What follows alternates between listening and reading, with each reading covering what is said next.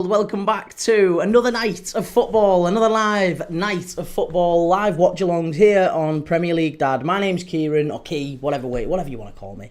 And we're live tonight for a massive game, massive game in La Liga. First up, it's going to be Villareal against Leganes. Leganes really struggling at the foot of the table. Maybe there's a chance they might not even make it to stay in the division next year. Villareal at the other end, very much fighting for Champions League football, and could they be in the top competition, Europe's top competition next season? They've been fantastic all year. Some really talented young players there at Villareal, the likes of Tierno, Barry, and various others that we've talked about many times on this channel, but we'll talk about them a lot more tonight, I'm sure. The lineups are in, so we'll be going through those in just a second. But first up, I do just want to say a massive thank you to our sponsors on this channel, Match Bingo. Match Bingo are an absolutely fantastic new app. If you like a bet on the footy, like I do, we all like a bet on the footy, don't we? If you like a bet on the footy, go and check Match Bingo out. Basically, they combine all the elements of a traditional,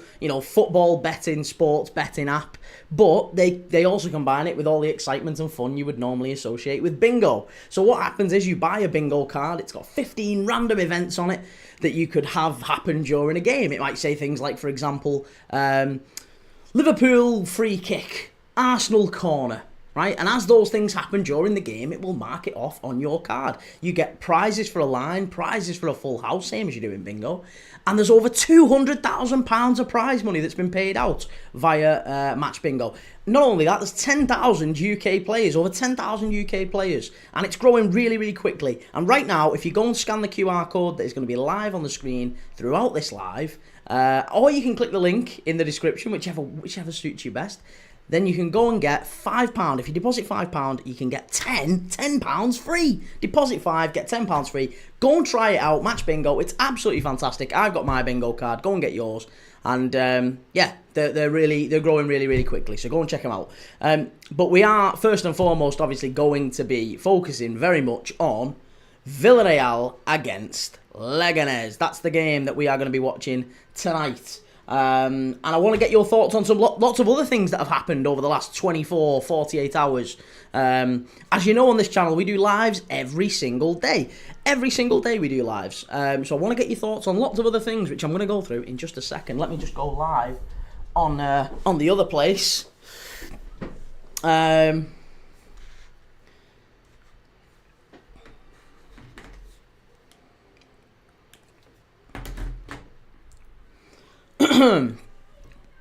But yeah, I want to get your thoughts. I want to get your thoughts on Liverpool. Liverpool being offered nothing by Real Madrid. I want to get your thoughts on Liverpool being offered absolutely nothing by Real Madrid to take Trent Alexander-Arnold early. If you're a Liverpool fan like me, would you take that?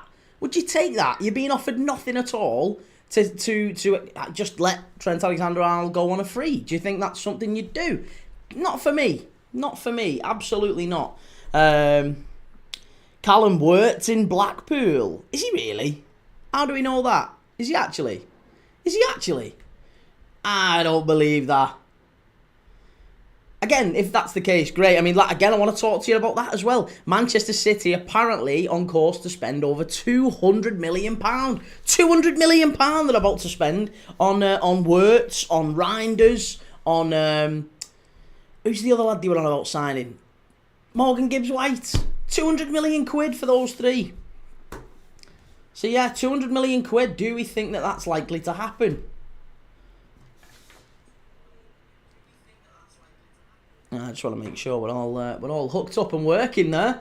So yeah, what do we think? What do we think about them things? Let me know what you're thinking about them. As I say, there's lots gone on in the last 24 hours, hasn't there? There's been, obviously, the doubts over Kulusevski and Yoro for the Europa League final.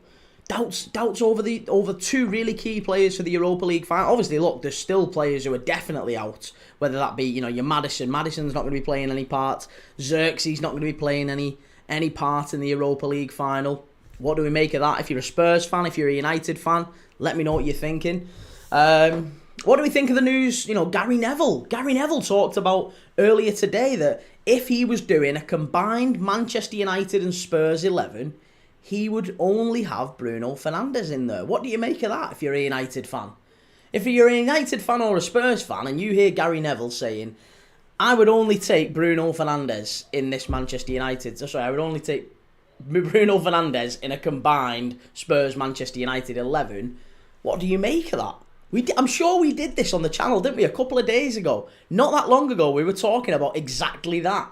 We were saying, what do we think? Who would get into a combined Spurs-Manchester United 11? And we all pretty much said, do you know what? There's not that many United players get in there. There's not that many. Bruno Fernandes, maybe Mazraoui. Maybe Mazraoui, do we think? But not that many others. There really isn't that many others. It's going to be... I still think Spurs are favourites. I think Spurs are favourites going into that Europa League final. I really do. And evidently, Gary Neville agrees. So, yeah, let me know what you're thinking about that. I want to know what you're thinking about the big, massive playoff game last night. Coventry against Sunderland. That was an unbelievable end to the game. Big Dan Ballard getting his header in. What a goal that was in the last few minutes of the game. That was brilliant, wasn't it? Yeah, fantastic. Unbelievable end to the game. And then, obviously now we've got Sunderland against Sheffield United. Sheffield United and Sunderland in the final, in the Wembley playoff final, week on Saturday. What do we think to that? There you go. I'm just trying to lean in and get the old camera set up. It seems to be out of focus there, but we're all right. So yeah, I want to know what you're thinking about that. I want to know what you're thinking about Manchester United apparently being on course to sign young Liam Delap from Ipswich. Do you think that's a good move for Delap? Again, to me, I'm not sure about that. Liam Delap, he's got Højlund and Xerxes in front of him. Both of those have, played a lot of... Well, both of those have been paid big money for, and I don't think they're going anywhere this summer. So if you're Liam Delap and you go to Manchester United, you're going to be competing for one centre-forward position with those two. So, yeah, I'm not sure about that. Luke Poth, Kulusevski just had surgery, out for the season. Really? Okay, well then there you go. So he's not a doubt, he's actually out then. Okay. I read that wrong. Someone I was watching a Spurs channel yesterday, or late yesterday, who said that he was a doubt. They described him as a doubt for the final, which made me think it perhaps wasn't that serious. But there you go. Out for the season. So no Kulusevski, no Maddison. That's a big blow for Spurs, isn't it? Very, very big blow. Sistfister, hi mate. Are we in talks with Wirtz, or is that BS? For Liverpool, you mean? I think if you're on about Liverpool there, mate, I think we are not in for talks with him. Allegedly, he is in Blackpool speaking to Liverpool representatives, according to Callum. I'm not entirely sure whether or not that's true. I don't know. Anfield Agenda posted a vid 10 minutes ago. Well, yeah, I mean, for me, I don't know. I don't think Wirtz is a Liverpool type of signing, personally. I don't know. Maybe he is. I don't know. We've seen players being linked strongly with other clubs, haven't we, over the years? Fabinho was one. Do you remember Fabinho?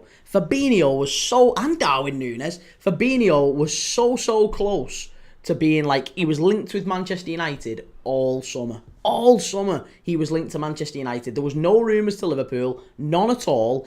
And then literally one day, Liverpool just posted an announcement on the website, and he was there in a Liverpool kit, and everyone was like, whoa, that was done so quick and so well. FM No Casual starting the FC Vaduz challenge on FM soon, lad. Nice. Sistfister, I don't know, we were going to buy Caicedo for how much? I know they're different players, but no, I know what you mean. You mean the fact that they're sort of, they are 100 million plus, they're the sort of big star signings, aren't they? That's the sort of thing you'd associate Wirtz, Caicedo with. I get that. I understand where you're coming from. Razine, what's going on, mate? Predictions for the Madrid game. Will they lose for us and we can win the league today? No, I don't think they will. I think they'll get... It's Madrid's last game at home of the season against Mallorca. I can't see that. I can't see him losing that. Mallorca's a good team as well. So I still think it's going to be a Madrid win. Yeah, Madrid win. We're obviously watching Villareal against Leganes here. That's the game that we're doing. So we're going to do Villareal, Leganes. Then we're going to do Stockport County against Leyton Orient. 2-2 from the first leg. League One semi-final, second leg, playoff. Very much looking forward to that one. I've got to say as well, that was a great first leg, and I was torn tonight whether or not to do Bologna against AC Milan, the Coppa Italia, Coppa Italia final, or whether or not to do the Leyton Orient game. And I thought, you know what? No, we've done the Leyton Orient game the first leg. We've got to follow that through, haven't we? We've got to follow that through. Andy, Sunderland to lose and another successful hate watch. Fingers crossed. Well, we'll be watching it, Andy. We'll be watching it. Stick with us if you want. Ben, hiya, pal. Good to see you, Ben. Sister Vista, let's be honest, mate. We've saved a lot of money over the past couple of years. Money's there. It is, isn't it? Yeah, definitely there. Definitely there. Hugo on tour. Come on, you Gunners. Where's the Arsenal shirt, mate? No Arsenal shirt here, buddy. I'm a Liverpool fan. Big Liverpool fan. So there's no Arsenal shirt here. I don't mind. I have got an Arsenal shirt. But it's from way back when. It's from when Liverpool and Arsenal drew 4-4. Do you remember the yellow and the blue sleeves? That one. Kyliakos, Havertz is back. Yeah, I saw he was back in training. It's just a little bit too late, isn't it? Already out of all the competitions and he's back in training. And Liverpool are off in Ibiza. Christ, it's game week 36 and Liverpool are off in Dubai and Ibiza, just kind of partying it up. It's game week 36. This is a title race. What's going on? Jake, cheers, Jake. Appreciate that, mate. Thank you very much. Razine, is a doggy worth it for us as a backup? He can play on both sides. My main priority is Grimaldo. He is aged, won't demand much playtime. Yeah, a doggy won't go to Madrid, not as a backup. I don't think so. I'd be very, very surprised.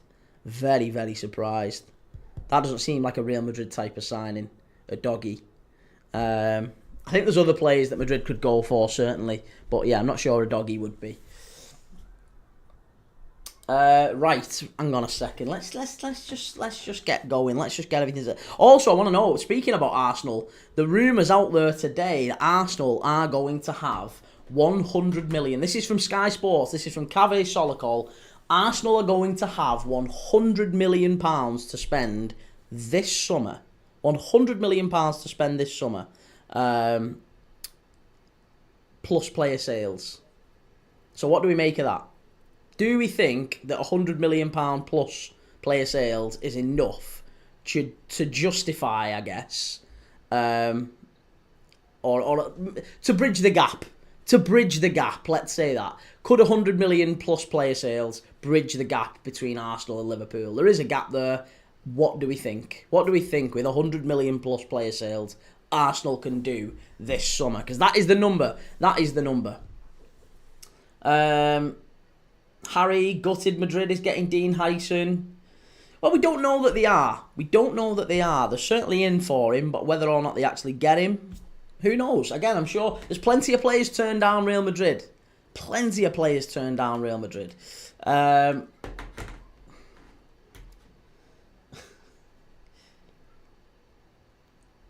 Briley, Stephen Lee, can't wait for Europa League final. Come on, United. Well, yeah, I can't wait for the Europa League final for the same reason, yeah. Sam Savini, no, we've spent 51 on Zubi, then 65 on Gyökeres, done the 100 million already. And you think that's not going to be enough to bridge the title? What would you think about that? Kyliakos, it's still Klopp's team. I don't know if he'll do as good next season. Well, I mean, it's Klopp's team and we've breezed the league. You know, we've absolutely breezed it. The title was over in December. So, yeah, for me, I would argue Liverpool can only get better because we're not actually making sort of serious, big changes through force. I mean, Trent Alexander-Arnold is the only one, but all the others, the squad is still quite young. It's not like, if you look at Arsenal, you know, Thomas Partey's out of contract. Jorginho, you know, is potentially going as well.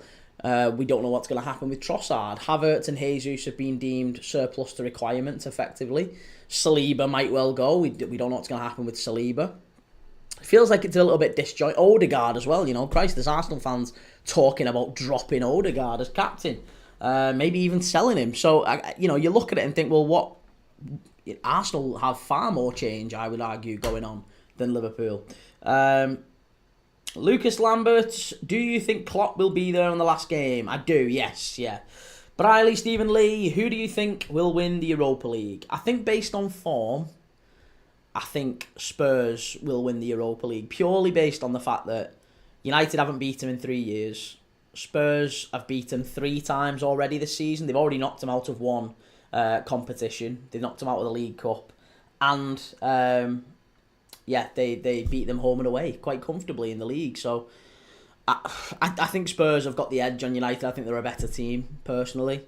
Man v man, and I don't think that's a controversial opinion. You know, Gary Neville himself said it, didn't he? Gary Neville himself came out yesterday, or today, whenever it was, and said if he was doing a combined Spurs and Manchester United 11, he would have only Bruno Fernandes in that combined 11. Only Bruno Fernandes. And that's from Gary Neville. You know, that's about as pro and biased a Manchester United voice as you can get. There's not many more biased than Gary Neville. So if he's saying only Bruno Fernandes gets in there, then, you know, I don't... And to be honest, we did it ourselves on the channel not that long ago, didn't we? We talked about it on a live. And, I think maybe there was only Mazraoui who was maybe sneaking in there alongside Bruno. But, yeah, that's my opinion, absolutely. Sam Savini, we need a better left winger, we need a backup goalie, and arguably a left back and a centre back if Kiwior goes. A better left winger. I think you need a better left winger, a striker. I mean, we don't know what's going to happen. Gyökeres, we don't know if that's on, if that's off, what's going on there.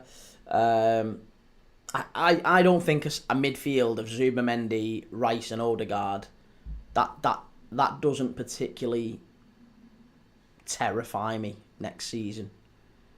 Honestly, I think Zubimendi is such a change from Thomas Partey.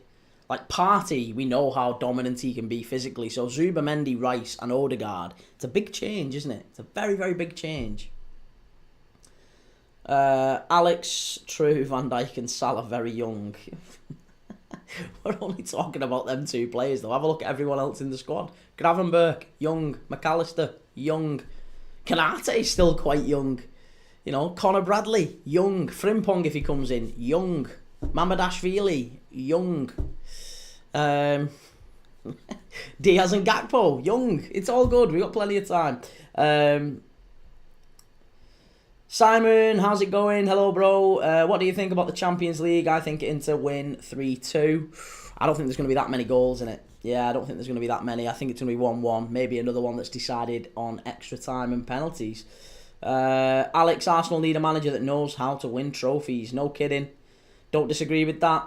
Jake, it's been reported Newcastle could spend 200 million in the summer, 300 million if they get Champions League. Imagine that.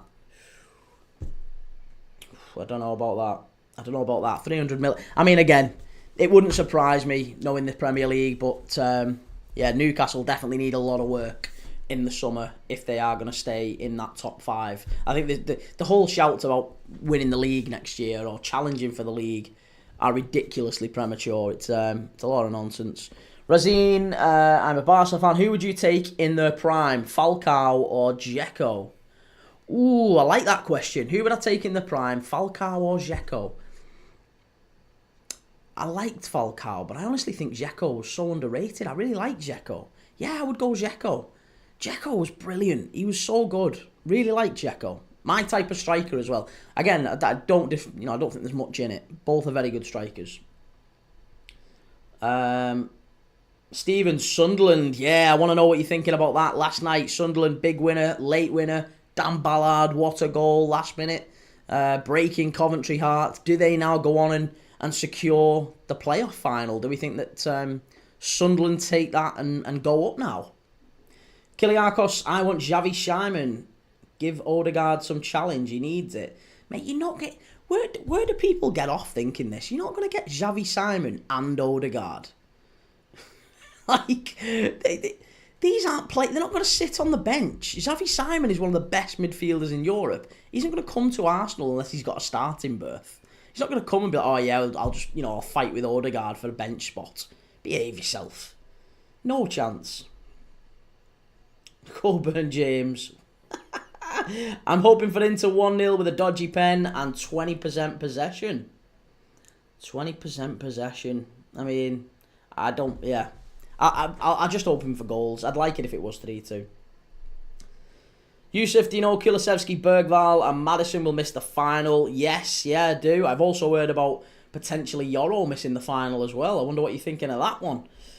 Jake, there was talks of Forest and Chelsea on a title race this season. Newcastle is above them. Toon can do that next year easy.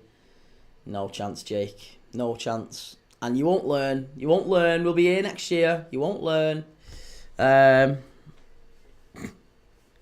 Abs, are you seeing all these Wirtz links? Him and his parents were in Liverpool yesterday. Apparently, yeah, they were in Blackpool today. Apparently, there was talks that they were in Blackpool. So, I don't know. What do you think, George? Why are you watching Villareal versus Leganes? Most boring game ever. I don't know where you get that from, George. Some cracking games in La Liga. I mean, hey, if you don't want to watch it, you don't have to watch it, Chief. But some cracking games in La Liga. Lots of good games. Yusuf, Euro was in Carrington today. Okay. Well, hey, remains to be seen. I'm just saying that's the rumour doing the rounds, that he obviously limped off in the West Ham game, and it's whether or not he makes it to the final. Nicholas Arno, English managers can't win the league, hence mission impossible for Newcastle. Usually not found 600 didn't train today. Well, that would make sense, yeah. That would make sense, wouldn't it? Sam Savini, I would happily take Rodrigo for Saliba and 50 million and go and get Dean Hyson. You're not going to get Rodrigo at Arsenal. I don't know where you get Rodrigo in at Arsenal. You've got Waneri on the right with Saka. You've got Martinelli and Trossard. Trossard's about to sign a new contract. You know, so you're not having... Arsenal aren't going to sign a winger this summer. Rodrigo's not going to Arsenal. It's not just about Rodrigo. I just don't think Arsenal sign a winger. They can't. They've offered Trossard a new contract, and they've got Waneri, Saka and Martinelli in there. So unless one of them goes, I'd be very, very surprised. Very, very surprised. Abs, if we land Wirtz and Frimpong, Richard Hughes deserves a guard of honour. I'm not sure Wirtz comes to Liverpool. I think he's almost certain to go to Bayern, personally. If he does go, we might have had talks with him. We might have, maybe City have had talks with him. That would make sense. But if I'm dead honest, I think he's far more likely to go to Bayern. George, Rodrigo is a left winger. Arsenal will sell Trossard or Nelly. He plays right wing and left wing. And I mean, to be honest, for Madrid, he's played mostly on the right, hasn't he? Vinny plays left. Mbappe plays central, and Rodrigo plays right for the vast majority of the time. This entire of this season, anyway, he's right wing. He's not left. He's played right the vast majority of the time. So that's the same argument as saying Waneri is a central midfielder. It's absolute nonsense. He's played all season right wing. It's the same with Rodrigo. He's played all season at right wing. All season at right wing. So even if you're saying his actual position is left wing, maybe it is that. Maybe that's his FIFA card, right? But either way, he ain't going to sign for Arsenal unless they're selling Trossard and Martinelli, whatever. They're not selling Martinelli, he's not going anywhere, and Trossard, they've offered him a new contract. So that tells you all you need to know. Rodrigo's not going to Arsenal, not a chance. Rodrigo didn't seem to mind being on the bench most of his career. Well, I mean, again, Rodrigo going to Real Madrid was a surprise, but I mean, being on the bench at Madrid is a lot different to being on the bench at Arsenal, isn't it? People might accept being on the bench at Madrid if you're winning trophies and you've still got a chance. And he's still playing, 35 games a season, even if a lot of them are off the bench. So, yeah, for me, I don't think Rodrigo will be in any rush to leave Madrid for a team where he isn't going to get much game time. And the reality is he isn't. He isn't going to get in over Saka. And if he was to go to Arsenal, he probably would play ahead of Martinelli. But why would Arsenal sign him if they're planning to keep Martinelli and Trossard? Abs won't go Bayern because Leverkusen don't want to sell to direct rivals. They lower the price for Prem clubs. Okay, well, maybe. We'll see. We shall see. Wirtz was at the City ground today. Well, allegedly he was in Blackpool talking to Liverpool representatives as well. So, we don't know. We'll have to wait and see. Let me just sort this out 1 second. yeah, for me, it doesn't seem to ring true. I guess the whole.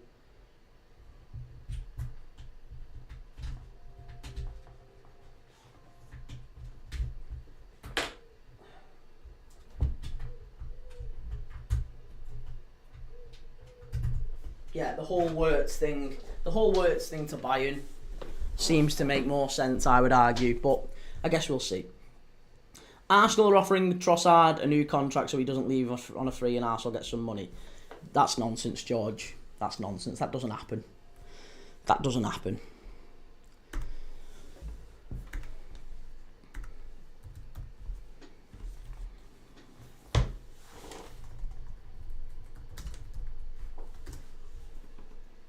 I mean, for a kick-off, Trossard's contract doesn't even expire this summer. His contract only expires in a year, so if they were going to sell him, they could sell him for this. They could sell him this summer for some money. If they were planning on selling him, he's got a year left on his contract. Why would they sign him to a new contract when he's got a year left anyway? He's fine. They could sell him now and get cash. That's not the case. It isn't the case. They're going to keep him. AM10, Wirtz is probably speaking to English clubs to get more money from Bayern. Yeah, I'd see. I'm on that train as well, mate. I think you're dead right. I think you're dead right.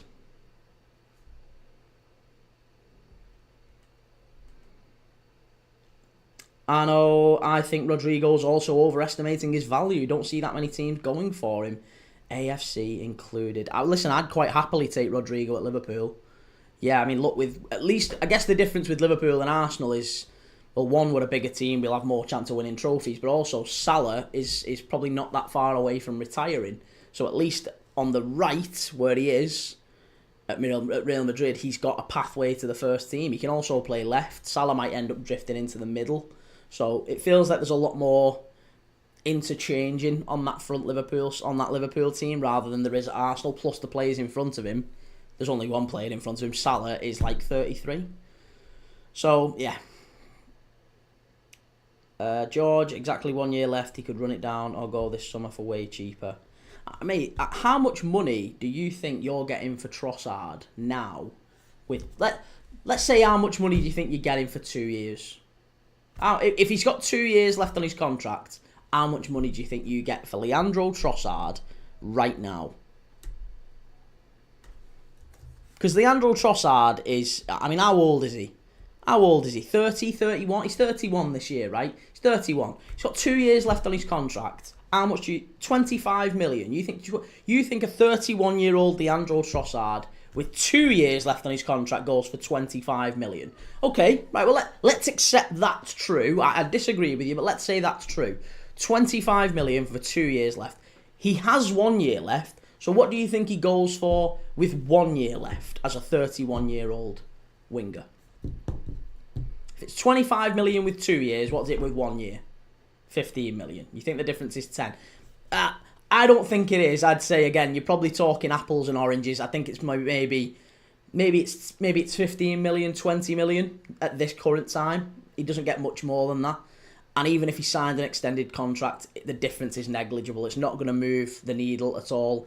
And he'll go. He'll go for whatever price Saudi team set, because it is Saudi that's after him anyway, isn't it? So you get an inflated price for that. There's no way he is going to commit to signing a contract just for the sake of Arsenal getting an extra couple of million quid. It doesn't make any sense. 7 million unless the Saudis do their thing. Honestly, the difference is really, really negligible. The difference between a player having 2 years and 1 year doesn't make any difference at all. AM10, you'd only get 15 million for him now. I think I'm about there as well. So apparently Al Ittihad offered 29 million for him in September just gone, right? So last year, when he was still 29, in fairness, at that point, they offered 29 million for him when he was 29, right? He's 31 this year. So at 29, he was 29 million pounds with 2 years left on his contract. At 31 with a year left, 15 to 20, maybe. That seems fair to me. That seems to be about what it's going to be. Ghetto Wolf 247. Finally, Vinny is leaving. Do you think Vinny is leaving? I don't think he is. I don't think he's going anywhere, Vinicius Junior. Right, hang on a second. Right, we're 20 minutes to kick off here, so I want to have a little chinwag about the old La Liga game.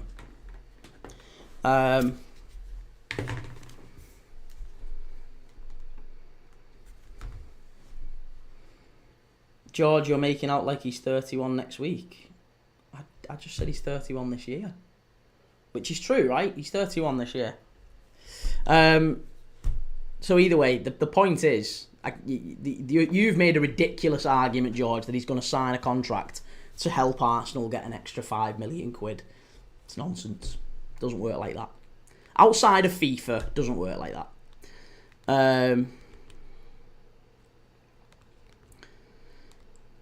Right, let's get La Liga TV on.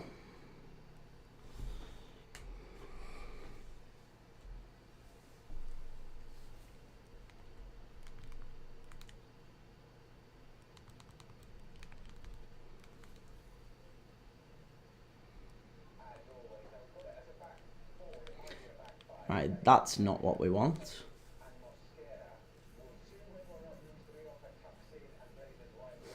Michael, which 37 players do you think Chelsea will sign in the summer?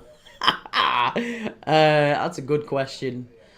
Honestly, I would say Chelsea are going to have to sell more than they buy this summer. They're going to have to do a lot of work to try and move some players on, aren't they? They'd have to move some players on. Pedri Lover, are you watching Madrid later? No, mate. No, I'm watching Stockport County against Leyton Orient. That's the big game. That's the big game today, as far as I'm concerned. The very big game.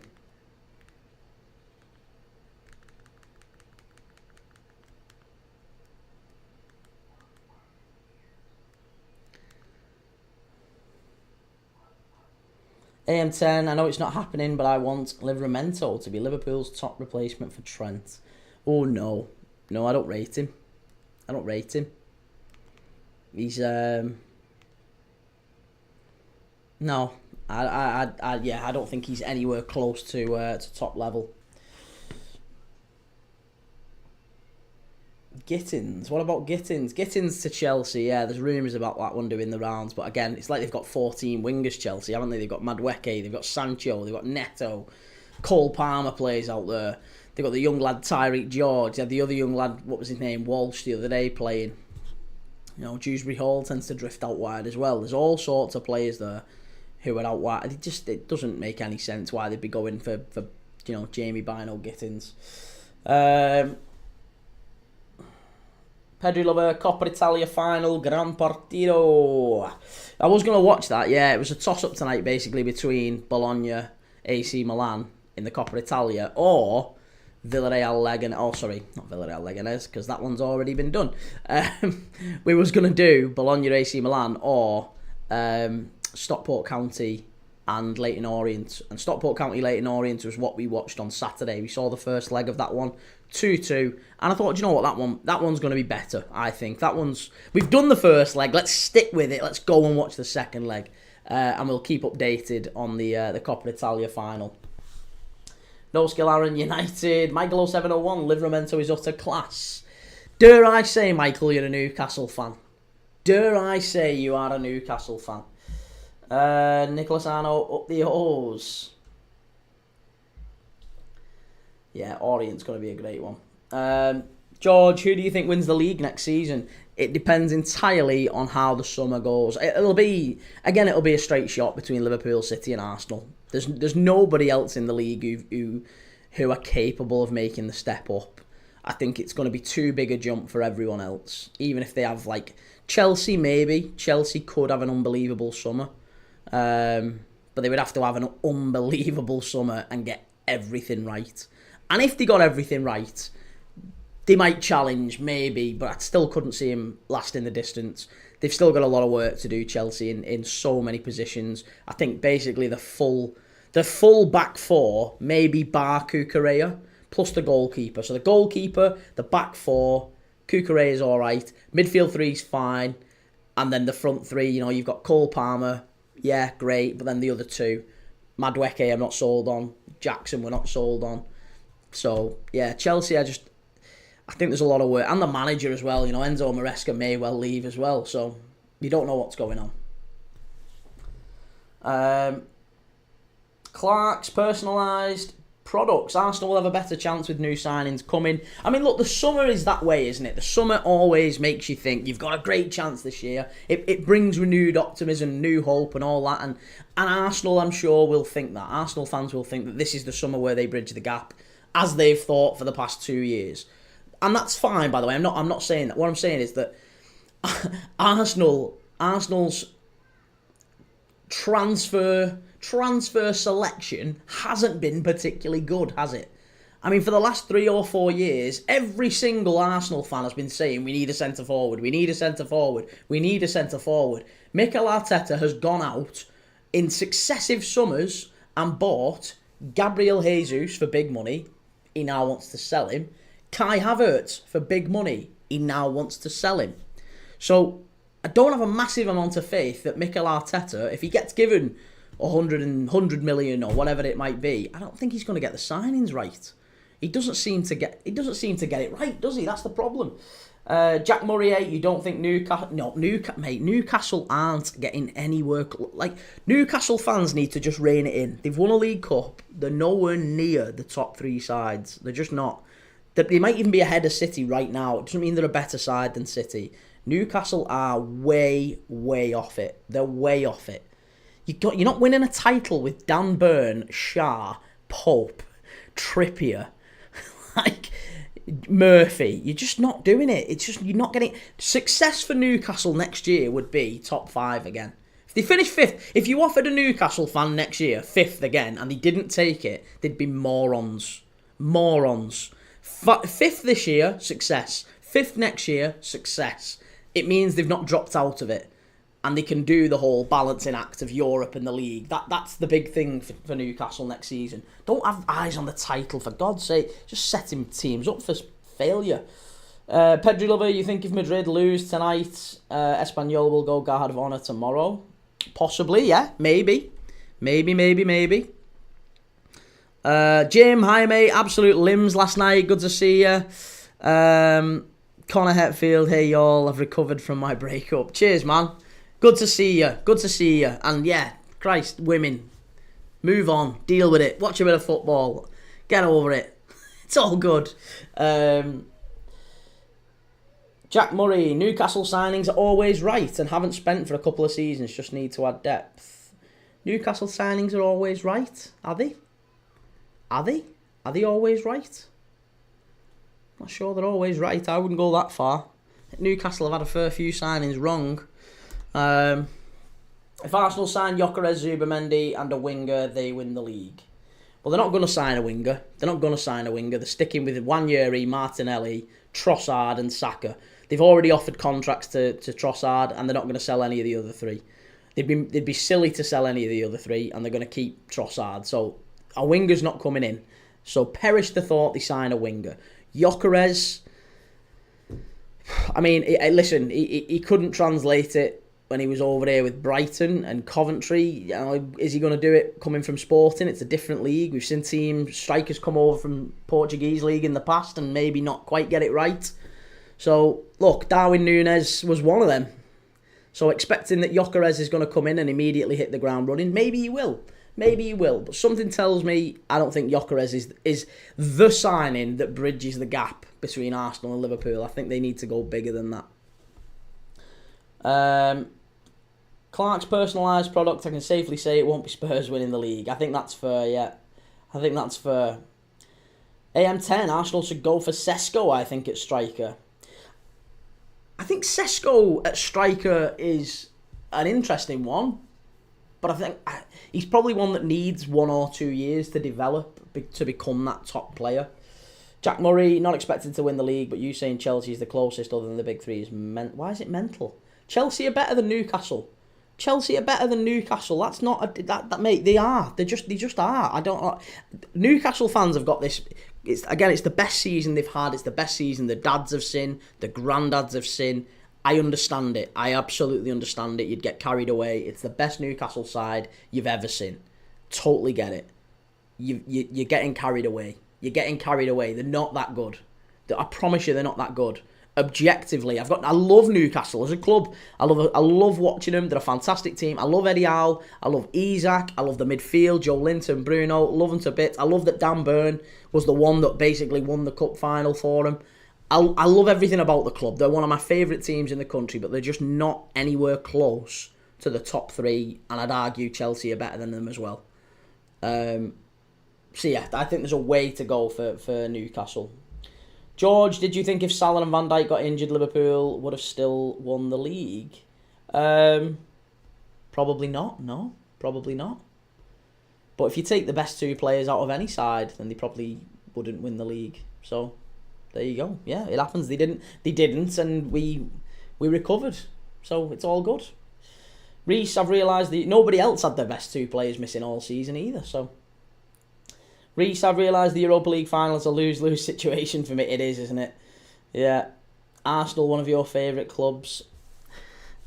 Arsenal's fans are the worst in the league. They're the worst in the league. Like, social media has brought out the absolute worst in Arsenal fans. Clark's personalised products. Most overrated player at Arsenal is Martinelli. I really like Martinelli. I think he's come into himself again the last few games of the season. He started to turn it round. George, Arsenal, Saka, Odegaard out most of the season. Havertz out, Gabriel, Calafiori, Ben White. George, you're absolutely miles off it, mate. I don't know. Maybe you've just got this tunnel vision. I can only assume you're an Arsenal fan. Because you seem to not be picking your head up and thinking, well, other teams have had injuries as well. Saka was out at Christmas time and he was 9 points behind the league then. He was 9 points behind us before Saka got injured. He was miles off it. And yeah, Gabriel got injured in the last month of the season or the last few weeks of the season. You're saying it like Liverpool haven't had injuries either. We've had Alisson out for a lot of the season.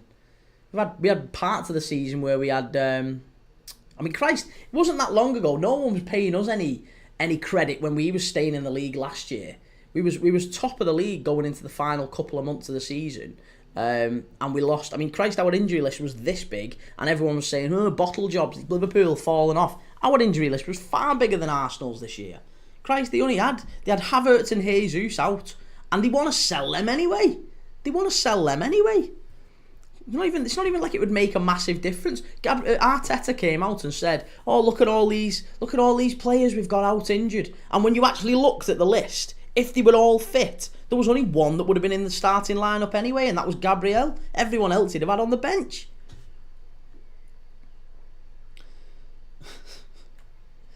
AM10, who wins, City or Palace in the final? I think City, yeah. I'd like Palace to win it, but I think City probably do.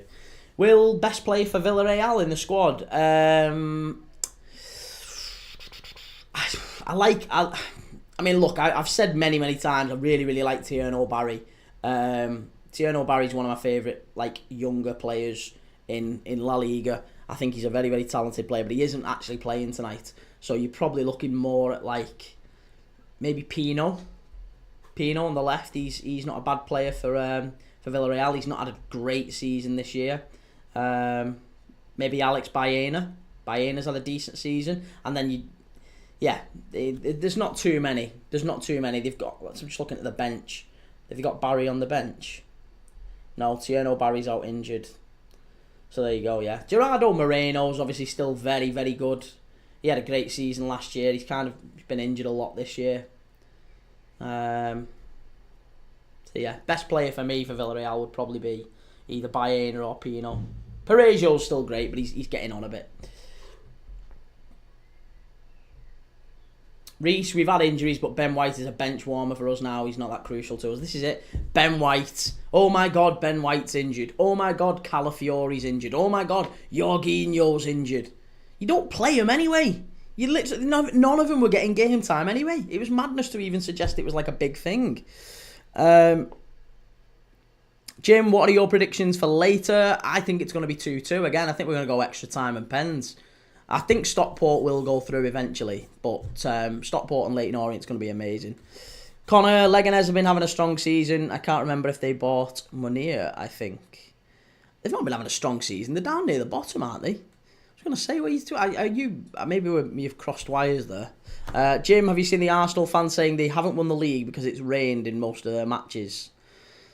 I mean that's typical of Arsenal fans, isn't it, in fairness?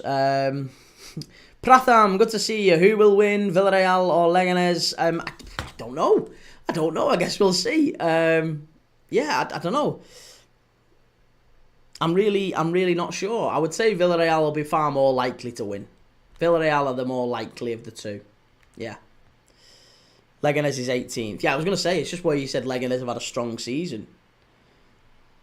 That was Connor. Connor said Leganes have been having a strong season. They've not. They're 18th. George, Liverpool have had no injuries. Okay, George. Okay.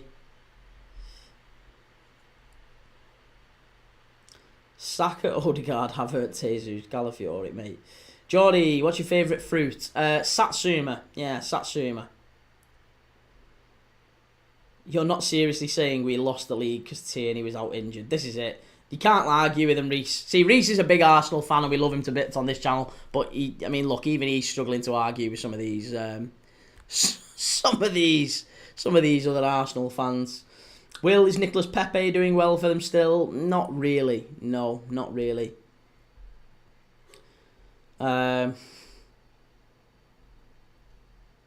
George, Alisson out 10 games. Yeah, right, so, hang on a second. You're saying that so dismissive. Alisson's the best goalkeeper in the world, and he was out for 10 games. He's out for a quarter of the season. More than a quarter of the season. And you sat there saying it like it's it's nothing. Yeah, you've just had Alisson out for a quarter of the season. And we've won it. We've had Alisson. We've had the best goalkeeper in the world out for over a quarter of the season.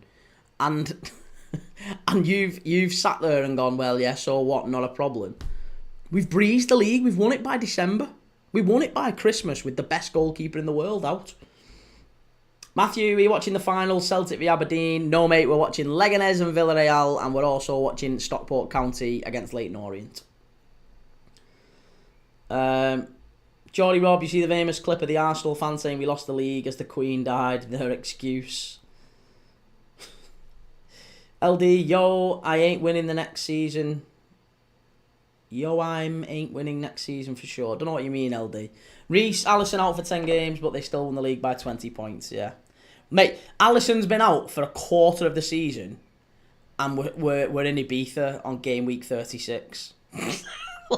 We've been getting bladdered for the last 2 weeks. The players are literally getting bladdered for the last 2 weeks. Meanwhile, Arsenal fans are saying, Liverpool need to win the last 2 games by 18 clear goals to match our total for last season. Lads are getting absolutely steaming out in Spain or wherever they are. Connor, I've been humbled. My favourite keeper is Castiles. I think he's underrated. Yeah, he's a good keeper, Castiles, isn't he? Good keeper.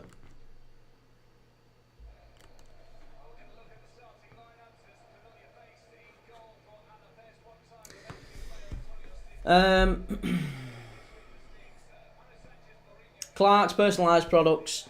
I'm Arsenal. We lost because poor defending and not finishing chances. That's it, mate. And again, there's no problem. Like it's just the worst of the worst fans on social media tend to come to the fore, don't they? And Liverpool fans are the same. We have some bad eggs. Arsenal fans have some bad eggs. It just feels like Arsenal fans unfortunately get a lot more airtime. The bad eggs seem to rise to prominence at this moment in time. But Arsenal's a great club. We like Arsenal on here. Yeah, we do like Arsenal on here.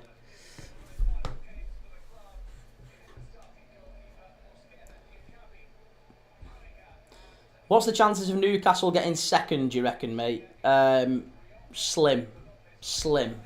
I would honestly say, Rob, that if you offered Newcastle fans 5th now, they should take it. Fifth is still success for Newcastle, and there's still an outside chance. I personally think Arsenal beat Newcastle this weekend. We'll be doing it. We'll be watching the game live here, and I do think that Arsenal beat them, and then it really does go down to the wire for that final Champions League spot, because Chelsea will beat United and Villa will beat Spurs, and it will be a very, very tough, tight end to the game.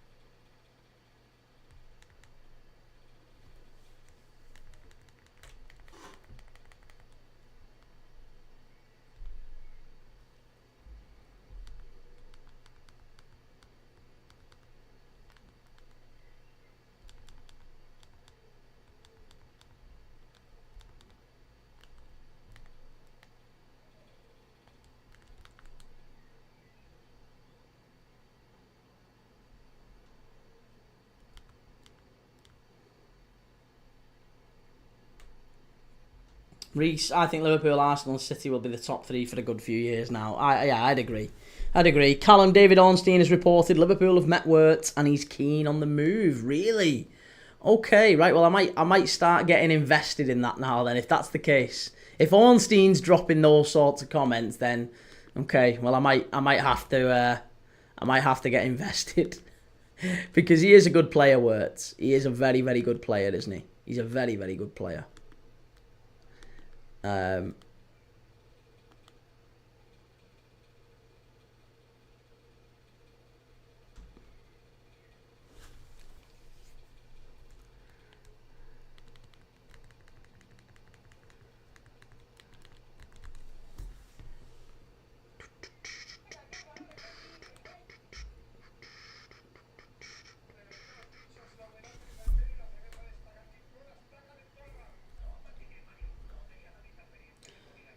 Luke, I'm a Sunderland fan. I can admit they can. I don't know how you say they can't.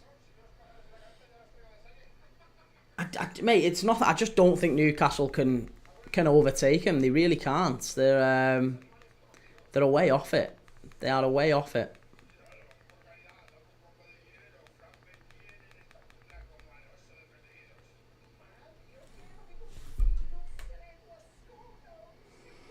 Clark's personalised products. I'm also Cambridge United. Worst season in ages. Yeah, I was going to say I spotted that.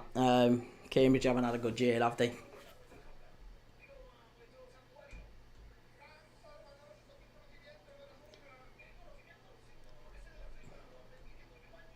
Wirtz and Frimpong to Liverpool. Thank you, Leverkusen. Oh my god. Honestly, if that is indeed what happens, then yeah, that's absolutely unbelievable, isn't it? Do we think that Wirtz would be? Where would Wirtz play? I'm just trying to think where he would play. Like,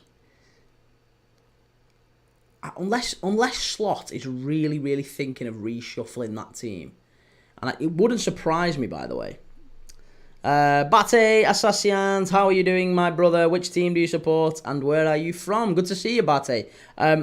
I'm very well, thank you. First off, hope you're well too. I support Liverpool, and I am from I'm from just outside Liverpool, a place just outside Liverpool.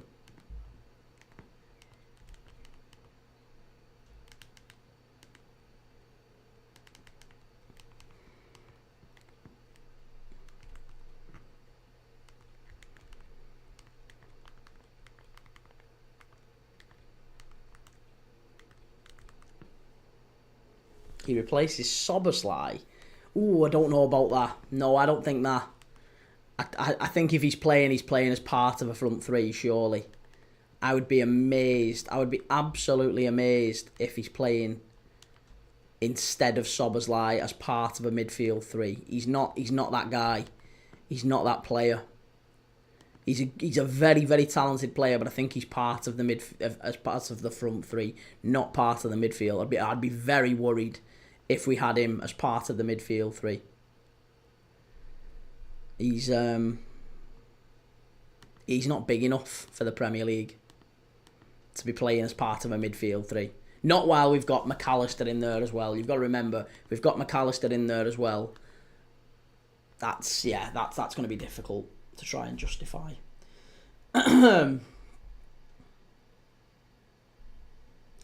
Clark's Premier... Sorry, Clark's personalised products. Who would you support outside the Premier League?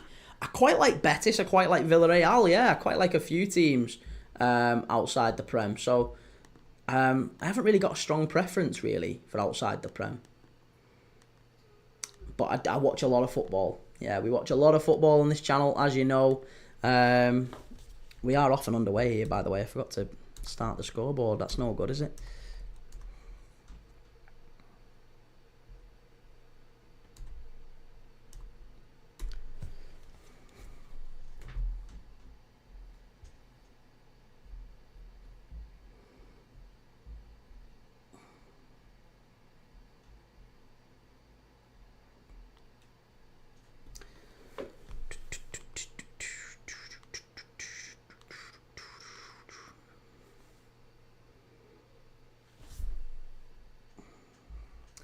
Yeah, so, I mean, look, Bate Nunes leaving this season. Is it confirmed he's not playing at his capability? Do you think his lack of game time, or did we overrate him? I think it is a lack of game time. I think Nunes is a very, very talented player. Yeah, I think he's a very talented player, and he'll go somewhere else and do it very, very well. He's a really good player, Nunes. He is a really good player. He's better than a lot of teams' centre forwards, and personally, I wouldn't be against keeping Nunes. If you go back, if you're a Liverpool fan, I mean, or if you're a fan of another team that disputes this, go and take a look. Seriously, go and take a look at Nunes' goals over the last couple of years, and look at the variety of goals that guy scores. You don't find another centre forward in Europe who scores that diverse a number of goals. He can score all types of goals. He's definitely not been great. I'm not doubting that. He's not been at his absolute best. But I think when he has done well, when he's scored, he's often been left out the team. And that's been the frustration, I think, for Darwin Núñez. He was good at Benfica. He was very good at Benfica. He was also good at Almeria as well, wasn't he? He's got experience in La Liga. He's got experience in the Premier Liga. Very, very good player. And then all of a sudden, he's come to Liverpool, and seemingly that makes him not a good player. People are very quick to write off Darwin Núñez, but he's a very talented player. I wouldn't use him as a winger though, Connor. I know what you're saying, use him as a winger, but I think he's not that player. Again, in my opinion, I wouldn't be playing him as a winger.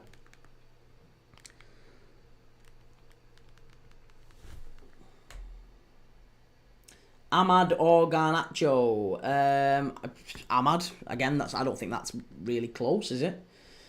AM10, Núñez will come good, just not a Liverpool, which is a shame. Yeah, that's probably the right... probably right, yeah. I think he'll leave. He'll probably go to Atletico Madrid. And we'll swap him for Alvarez, which seems to be the rumour doing the rounds, doesn't it? Alvarez comes in, Núñez goes out, and we'll see how that all plays off, how all that works. Alex Baena watch here. I know, yeah. I know. Villareal are still a very, very talented group of players. They've managed to... I don't know, I mean, they've had a good season. If they do get Champions League football, then it's been an unbelievable season, hasn't it? It's been an unbelievable season.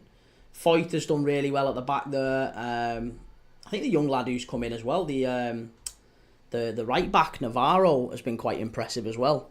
He's been quite good. The few games that I've watched him, admittedly. I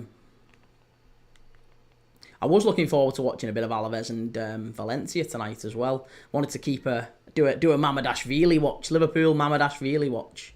So yeah, I was tempted to do that.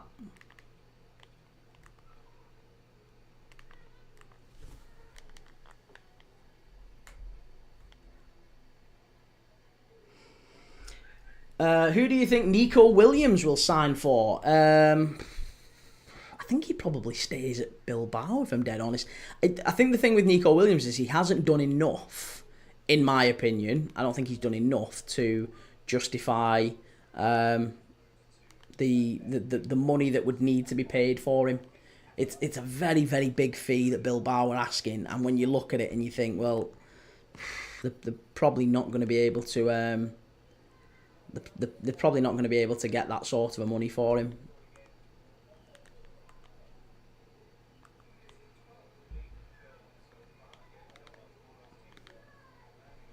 Charlie Rob, you're not watching the Coppa d'Italia final? No, mate. No, I'm watching Villareal against Leganes in La Liga, and I'm also keeping an eye on Alaves and Valencia. The Coppa d'Italia final kicks off at 7:45 tonight, so we're watching Stockport County against Leyton Orient instead of that one. That one's going to be the one to watch, I think. So yeah, I'm looking forward to that one.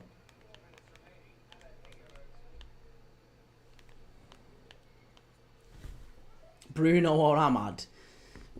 Probably, yeah, Bruno. But he's the only one that gets in any of the top sides, Bruno. I think everyone else, United will struggle. United will certainly struggle to get. Yeah, I think the Spurs United starting 11 thing that Gary Neville did over the weekend.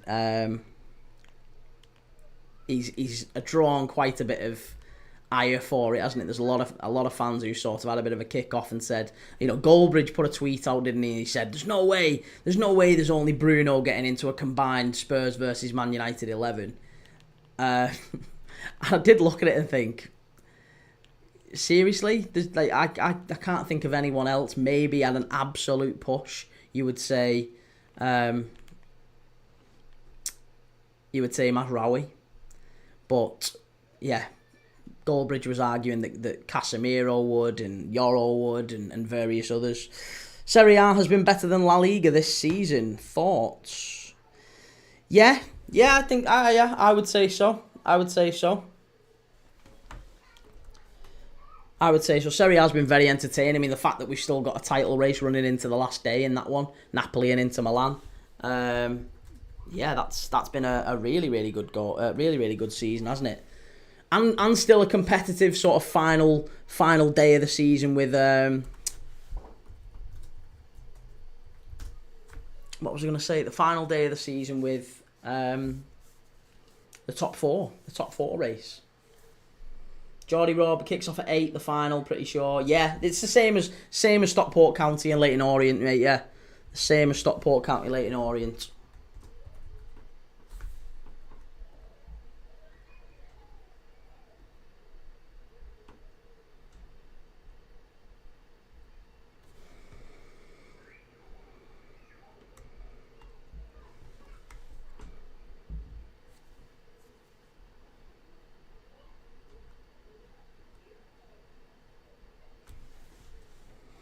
AM10, Alonso played with Modric and will now manage him. I know, how mad's that? How mad is that? That's crazy, isn't it? Absolutely crazy.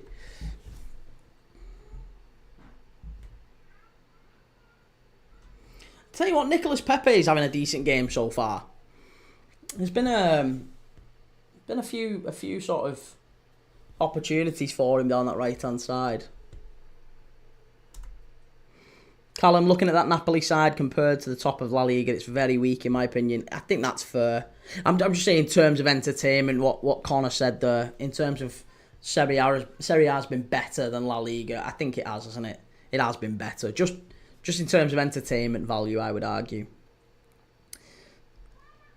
Bate, Assassins, if you could get a good amount of game time pre-season, hope he can have a synergy with the team all along. Yeah, maybe. I just think Arne Slotter's made a decision on Darwin Núñez, hasn't he? He's made a decision, and he said that's it. I don't think he fancies him. Max Fortnite, what team you support? I'm a Liverpool fan, Max. Yeah, I'm a Liverpool fan.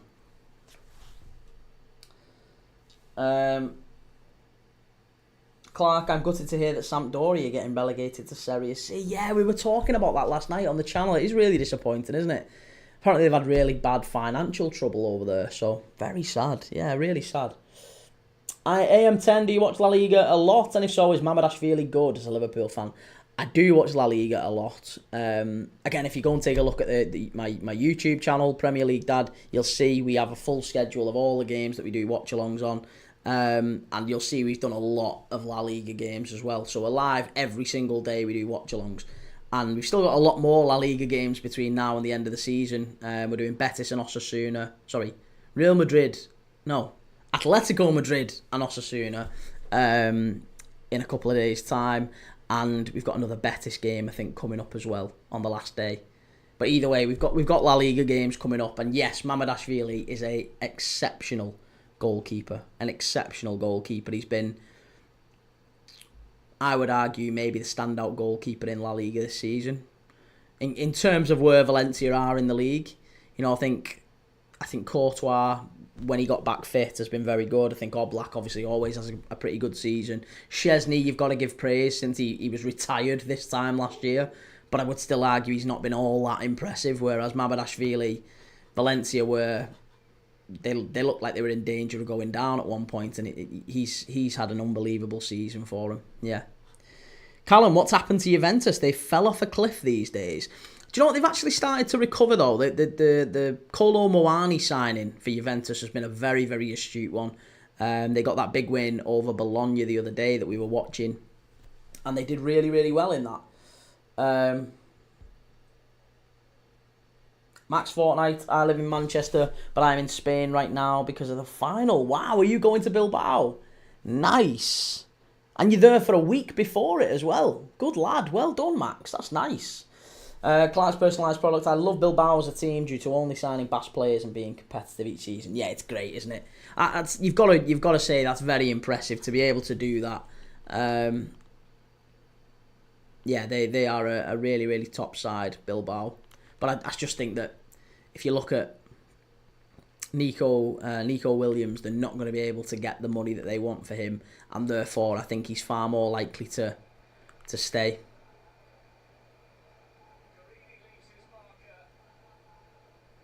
And listen, by the way, it's just popped up. I've just been watching there's an instant replay that's just come up of the Alaves Valencia game.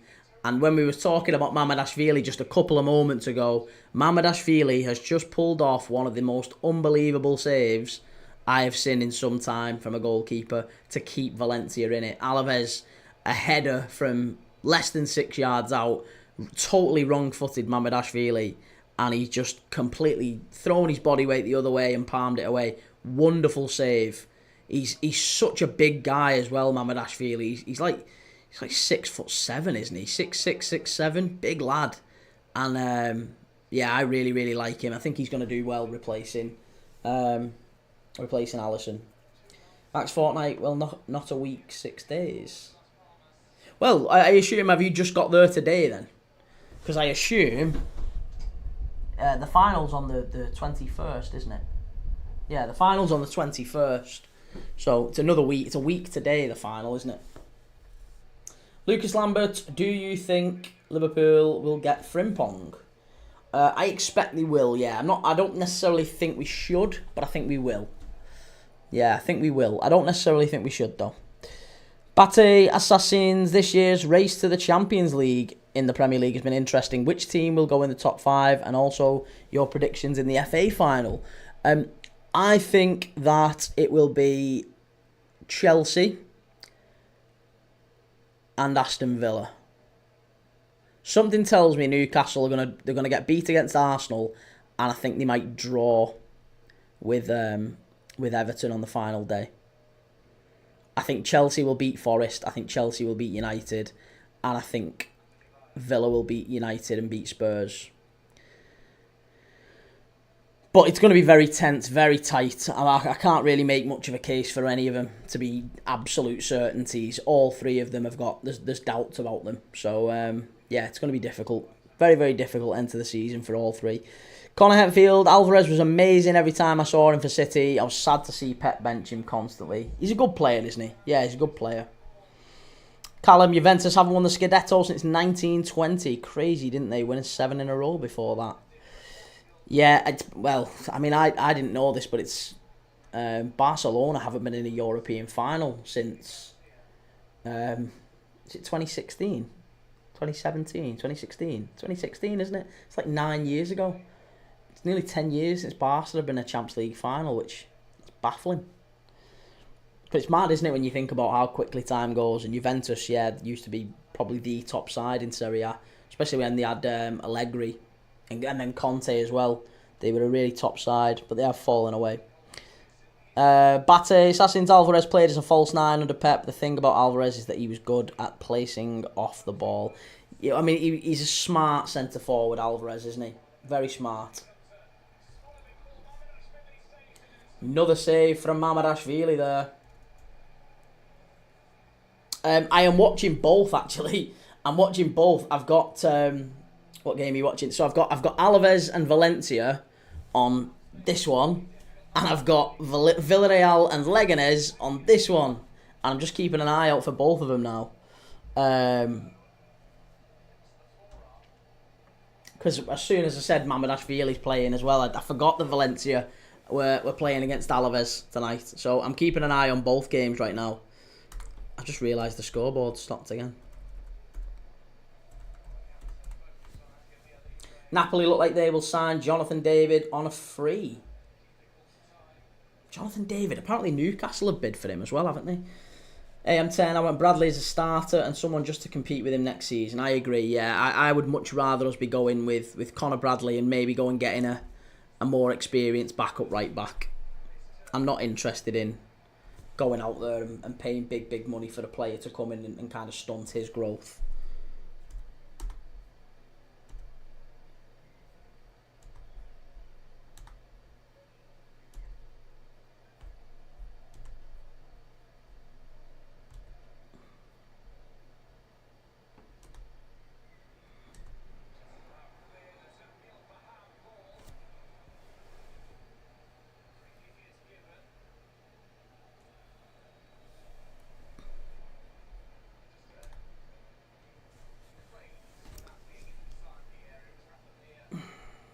Clark's, I got Villareal versus Leganes on, yeah.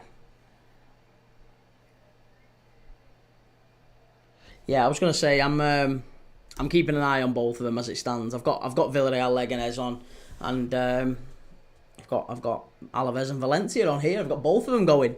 It's Premier, it's all on Premier Sports, isn't it? Or La Liga TV. I think you can watch either. CM Punk, Newcastle are in talks for Boniface. Really? Oh my god. Oh my god. Honestly, wait, when I say that Mamadashvili has just pulled off another unbelievable save, different class. Unbelievable. Alright, it's 1-0. It's 1-0 Villareal. There you go. 1-0 Villareal. Ayoze Perez. Ayoze Perez putting out. Christ, it was nearly 1-0 here just as well. They're flying. They are absolutely flying. 1-0 Villareal, and Mamadashvili making save after save to keep Valencia in front against Getafe. Blimey. Sorry, Mamadashvili making save after save to keep Valencia in front against Alaves, not Getafe.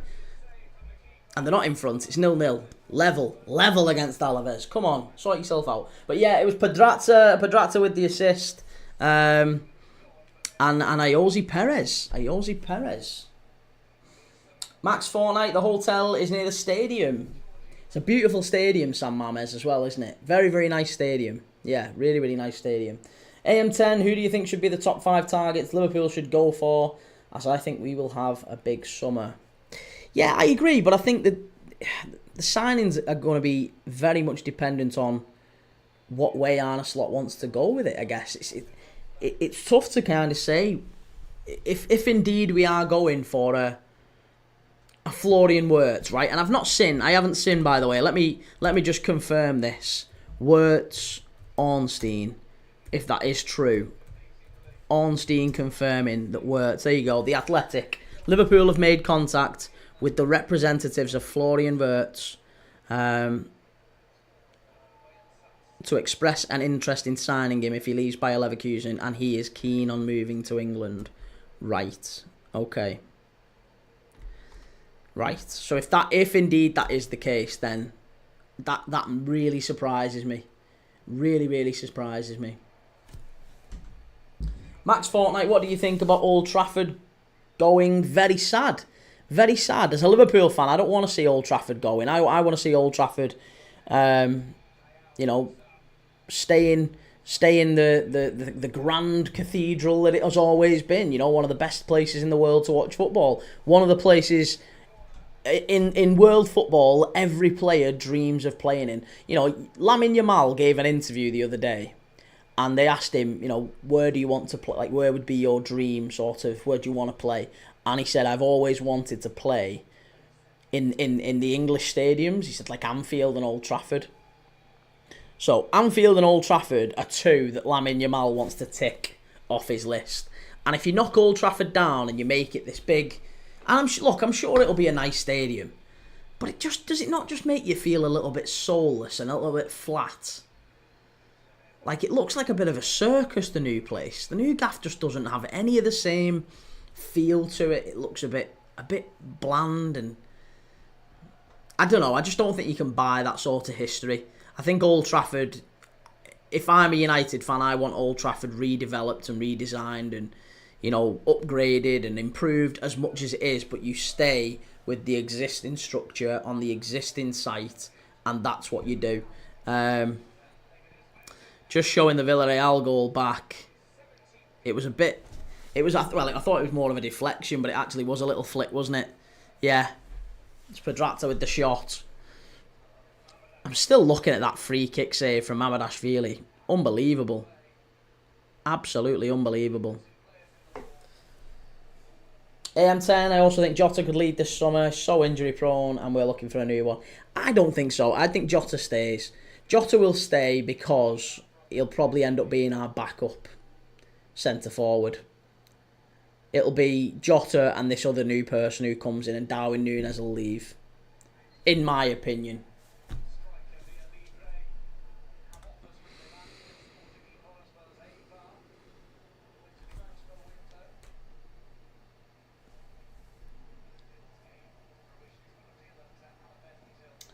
But yeah, I was gonna say there's it's been a pretty decent start from Villareal. I think Pepe's had a fairly lively start down that right hand side, and obviously the 1-0 up. You know, Perez getting the goal, and here as well at Alaves and Valencia. Alaves and Valencia has been very much all Alaves. Valencia haven't really done anything in the opening 20-25 minutes. Carlos Corberan's looking very, very concerned on the Valencia bench there.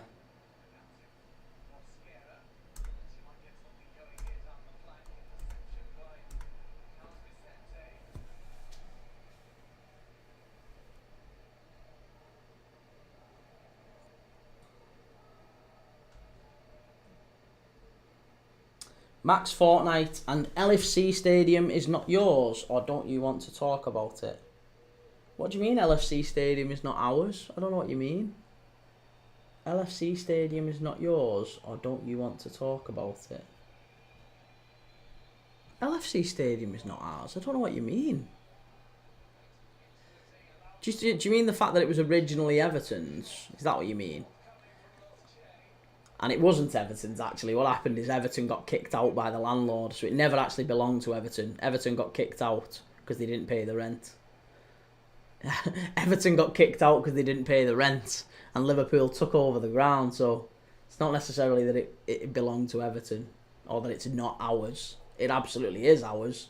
The guy who owned the stadium, John Holding, started Liverpool Football Club. So, yeah, it is ours. It's absolutely ours. The previous tenants just couldn't pay the bills. Couldn't pay the rent. AM10, how do you rate Tijani Reinders? Very good player, Reinders. Yeah, very good player. I'd be worried if he went to Arsenal.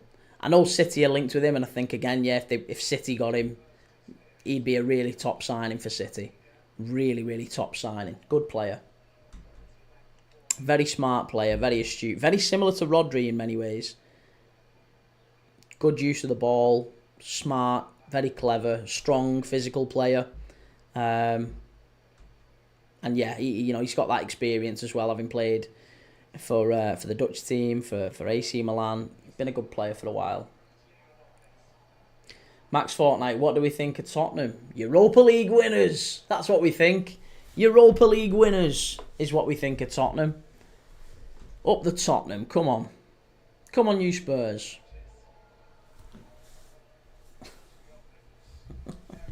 They're definitely winning. They're definitely winning that Europa League final. I think you should brace yourself for that one. They've beat you 3 times already this season. They've already knocked you out of one competition, Max. They've already knocked you out of one competition and they've beat you comfortably home and away. In fact, United haven't beat Spurs in 3 years. 2022 was the last time Spurs got beat by United. So it's not looking good. Form table suggests it's all on Spurs. Even with all the Spurs injuries. All the Spurs injuries are the only thing that give United a real chance. And yet, bizarrely, the bookies have United as favourites, don't they? The bookies have United as favourites, which I thought was quite odd. Kaylin Murphy, Dean Hyson to Real Madrid. Going to get the here we go soon. Do you think so? Do you think so? I don't know. I really don't know. I think he's still making his mind up. He's got pretty much the pick, hasn't he, of Europe at the moment. Oh, he's done it again. Ayoze Perez, 2-0 Leganes. It's that man again. Ex-Newcastle, ex-Leicester City. Ayoze Perez, 2-0 Villareal. Great, great finish. 2-0. And there you go. I mean, this game's pretty much wrapped up now. And Villareal are looking like they're cementing their place in the Champions League now. They're 6 points clear of Betis, albeit Betis do have a game in hand, but 6 points clear with... They'll have 2 games left. Betis will have 3. They've put themselves in a very, very strong position with this win. 2-0 for Villareal. And Betis are going to have to win out now. You'd have to think Betis are going to have to... In their last 3 games, they've got Vallecano, which we're going to do a watch-along on. They've got Atletico Madrid, and they've got Valencia as well. They've got to play Valencia at the Villamarine as well. So, if I'm dead honest, I think Betis might have missed the boat on the Champions League. But they still will qualify for the Europa League next season, which is a plus, isn't it? Because they're in the Conference League, they're in the Conference League final. If they win the Conference League, they qualify for the Europa League.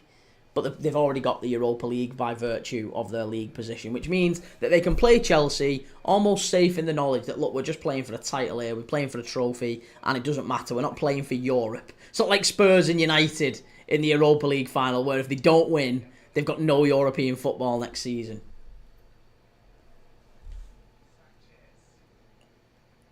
Jack CX, what match are you watching? I am watching 2 matches, actually. I'm watching Villareal against Leganes. It's Villareal 2, Leganes 0. Ayoze Perez, ex-Newcastle, ex-Leicester, has scored both goals. And I'm also watching Alaves against Valencia to see Mamadashvili, who is about to join Liverpool in the summer. It's a really good finish, that, from Ayoze Perez. They're just showing it back now. Ayoze Perez, I forgot he plays football. Max Fortnite, you're the only one saying United will lose, and all the LFC fans are agreeing. I'm not the only one saying United will lose. Definitely not. Again, Gary Neville himself saying that it's going to be a really, really tough game for United, and actually he fancies Spurs. Stanley, you watching the playoffs tonight? I am, mate, yes. We're going to be doing Stockport County against Leyton Orient. That's an 8 o'clock kickoff. So as soon as these go off, we'll be switching it over to the League One playoff semi-final. AM10, United will lose. I think so too. I do think so. I do think United will lose. I certainly hope United will lose, of course. Alaves are playing some good stuff as well on this one. I think this is the first dual watch on the channel. It's the first time I've been able to put 2 things next to each other and actually have both games on. Alaves Valencia and Villareal Leganes, but obviously Villareal are 2-0 up in that one, so hey, there you go.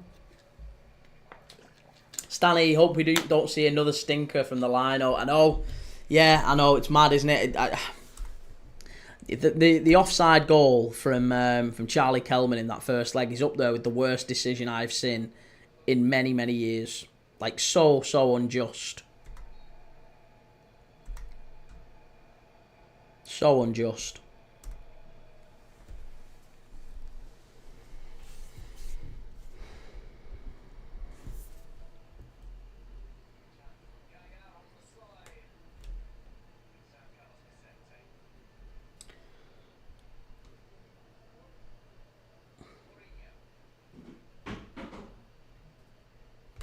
But yeah, I was going to say, even if you just look, I've just gone on the stats for both of these games, and Mamardashvili is already 30 minutes in. He's being rated like 8.5 out of 10 on a lot of these stats. He's absolutely all over the place, saving everything. He's such a good keeper.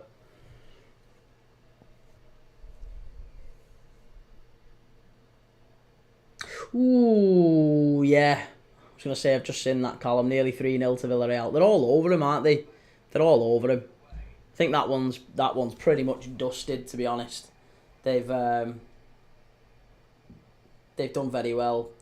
Leganes have just had a player booked as well, by the way. I forgot to tell you. Tapia got booked. And it was Pino as well, who we talked about earlier in the game. Pino, the player who's had a big future. There's certainly a lot been thought of Pino, Jeremy Pino. I don't think he's had a particularly strong season individually for Villareal, but there's still a lot thought of him in Spain, and it was his pass through to Ayoze Perez to make it 2-0.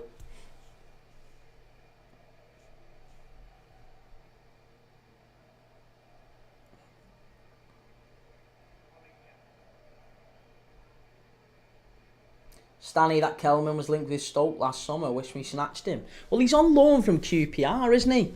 Yeah, he's on loan from QPR. I didn't realise that. So I wonder what's going to happen with him next season. I wonder if maybe QPR give him a go in the first team. AM10, if we sign Kirkes, do you think Robertson or Tsimikas will leave? I think Tsimikas leaves no matter what, and I think we do sign a left-back, but I think Andy Robertson's still the best left-back at Liverpool and will be next season. He'll be our first choice. Andy Robertson's one of the best left-backs in the league. I don't have any issues with keeping hold of Andy Robertson, and I still think he should be our starting left-back and will be our starting left-back next year. Even if we sign Kirkes, I don't think Kirkes comes in and immediately just walks into the team. Again, there's a certain subsection of Liverpool fans who are quite happy to just change the team every season because they want lovely, shiny new things, shiny new player. Doesn't work like that. Stanley, you going live on YouTube tonight? Yes, mate. I'm live on YouTube now. I'm live on YouTube right now. As you know, live with a better camera angle, the better mic, the scoreboard and the clock and all that sort of stuff. Got all that going on. So we're live on YouTube now. For this game and obviously the Alaves Valencia game, which I'm watching as well. Oh, Valencia very nearly scored there. So Barrenechea it was. Yeah, we're live for that, and then we're live for Stockport County against Leyton Orient as well, straight after it. So 2 games tonight again. As always, lots of footy on this channel. Clark's personalised product. It's crazy to hear about a Wonyi induced coma. I think that was because of the his movement. It was to keep him still rather than any, like, it wasn't severe. They did say in the statement, didn't they? It's not a severe injury. When you hear coma, you immediately think, oh my god, terrible, life-threatening sort of thing. Apparently, it was just to keep him still while they operated because he'd ruptured an intestine, which again sounds a lot worse than it is. It is bad. It is a bad injury, but it's maybe not life threatening. It's just very uncomfortable. I mean, the guy tried to play on, didn't he? The guy tried to play on after it happened to him. I've just seen Chelsea to stick with Maresca next season. Do you think so? Do you think so? I'm not sure. I'm not sure. It depends very much on if they get Champions League football and win the Conference League. I think if they don't win the Conference League and they somehow miss out on Champions League football, I can't see him sticking with Maresca. They'll sack him. They'll sack him. Definitely. AM10, it's his final year on his contract next season. Yeah, but they'll give him a new contract. You want to keep players like Andy Robertson around the team. You don't sell Andy Robertsons, mate. Stanny, I'll join on YouTube for the playoffs. Cheers, Stanny. Good lad. AM10, keep someone, buy someone, and sell someone for Liverpool next season. Well, yeah, always. Stanley, I want you, great striker, I think. Bad injury, but I've always rated him. He's alright. He's okay. Yeah, he's okay. I don't think he's a Premier League striker, personally. He's maybe at an absolute push, sort of a backup player.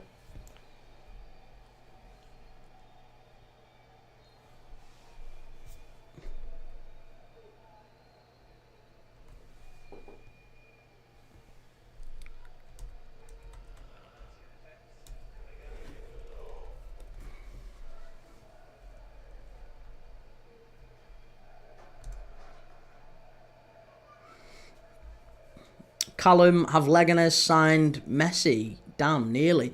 I didn't see that. I think I was too busy watching this. I've missed that. Who was it who ran through? I think I missed that one. I've got the volume down on that one. Who was it who ran through? Danny Raber. Oh yeah, Danny Raber. He's 29, him. He's 29, 1.8 million. He's been at Leganes for a few years. They signed him from Granada as a free agent. He actually used to play for Villareal, him. Sure he did. Yeah, Danny Raber, unbelievable.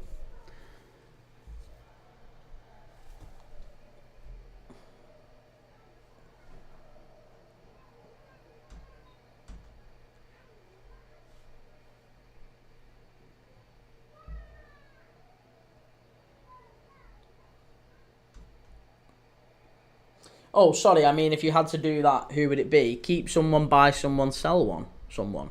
I would keep.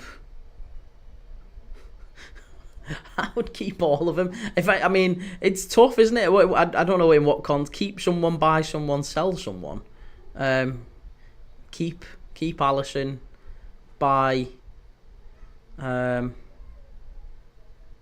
Keep Alisson, buy Adam Wharton, sell Curtis Jones. That would probably be my controversial one, if I was being controversial. Stanley, big goal for Sunderland last night. Love to be there, but I'm a Stoke fan, not likely. What do you think about the Delap to United rumour? I can't see it. Yeah, silly. Delap's not going to United. I can't see it. Mate, he's got Højlund and Xerxes in front of him. Or at least playing in the same position as him. And I don't think... Excuse me. I don't think for 1 second that United board that have been cutting the catering budget across all of the, all of the staff and all these mad cuts, mad financial cuts that we've seen from Man United. I don't think for 1 second that Jim Ratcliffe looks at Rasmus Højlund and Joshua Xerxes and thinks, right, we need another guy to come in. Even though we've got that would be three centre forwards for one position. He's not going to give that to Amarim. There's no way they go out and get Delap. Not unless they sell one of Xerxes or Højlund, and they're not going to sell Højlund because it's 80 million quid. 80 million quid that they paid for him, and if they sold him, they'd get at best 25. So, at 25 million quid for Højlund, they have to write off 55 million quid. He's not doing that. He isn't doing that. Not a chance. And the same thing with Xerxes. If you tried to sell Xerxes now, how much are you pay? How much are you getting? It's not going to be much, is it?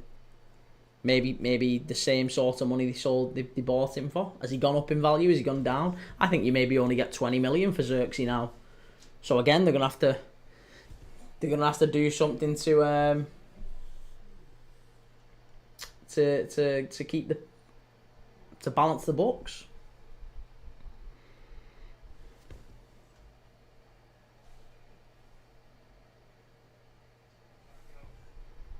Yay, it's 3-0. It's Nicolas Pepe, and we've been saying about him, he's been dangerous all game. I think he's actually in a really good game tonight for Villareal. It's probably one of the best games I've seen from Nicolas Pepe in some time. I think he's been really good off the ball. His movement's been really good. And he's just topped it off with another goal in the first half. It's Villareal 3, Leganes 0. Nicolas Pepe, ex-Arsenal. Nicolas Pepe, and obviously, and Ayoze Perez. It's basically a Premier League Barclays man flashback, this, isn't it? We've got Nicolas Pepe and Ayoze Perez scoring 2. And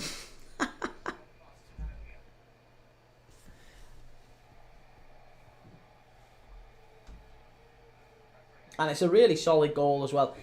I've just seen, I hope that's not the case. How far into that are they? Czech Republic Cup. Sigma Olomouc are 2-0 up against Sparta Prague. What is going on? What on earth is going on in that one? It's the cup final, the Czech Cup final. And Sparta Prague are losing 2-0.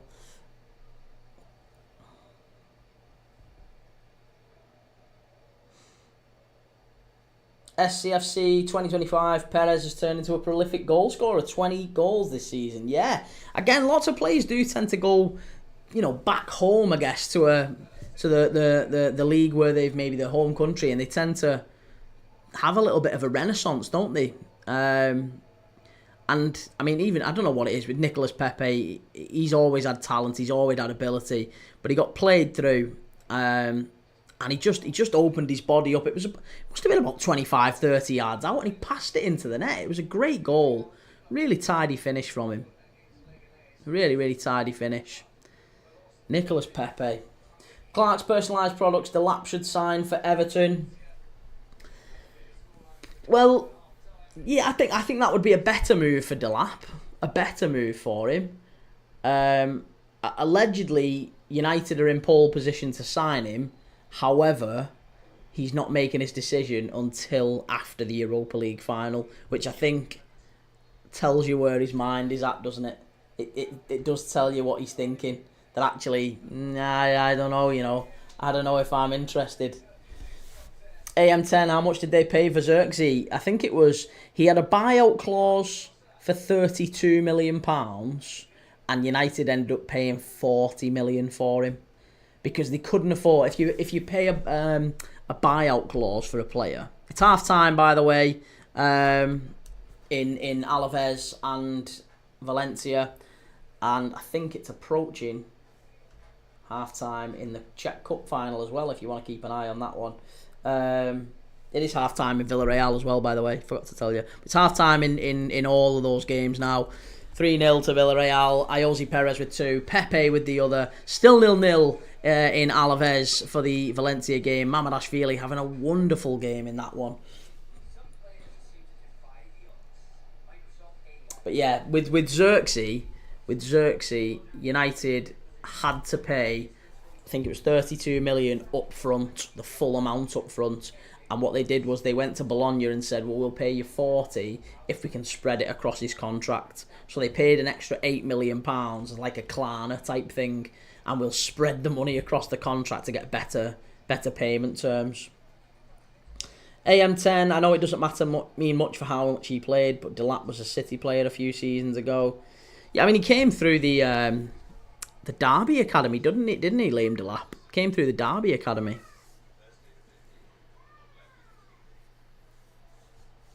I mean, saying that, Frimpong came through the City Academy.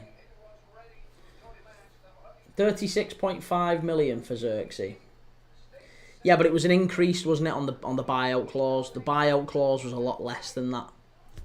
The buyout clause was a good £5 or £6 million less than that.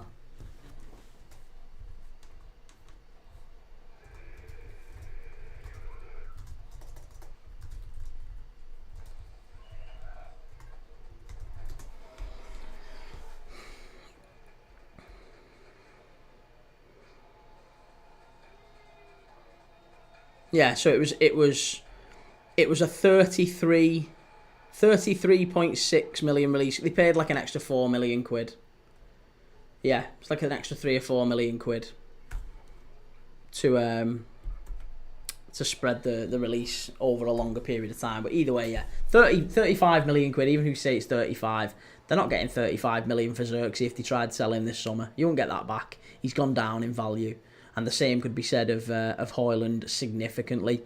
You'd do well to get 50 million for the pair of them, and they cost 120 million near enough. 120 million for the pair. They'd do well to get 50. They won't get anywhere near half for that now. So, and I just think, given that they're both quite young players, I think that you'd probably end up seeing Jim Ratcliffe look and go, well, hang on a minute. We probably need to have a little bit of a think with these two, and maybe we just kind of take a view on it and say, well, let's try and keep him in the team. Let's try and keep him around the club, because if Højlund can develop himself and start to play well again, then maybe we get some of that money back. You know, we've seen Anthony. Anthony has gone out on loan to Betis. All of a sudden, again, he looks like a great player, and all of a sudden it looks like this team's interested in him again at maybe 40, 50 million quid. Whereas, not that long ago, you would have said Anthony was the same as Højlund, wouldn't you? You'd have said Højlund, so you'd have said Anthony signed for 80 million or whatever it was, he'll only be worth 20. So it might actually be something that United do to send Højlund out on loan and pay his wages for the full season, with the proviso that they get a big fee at the end of that. I don't know.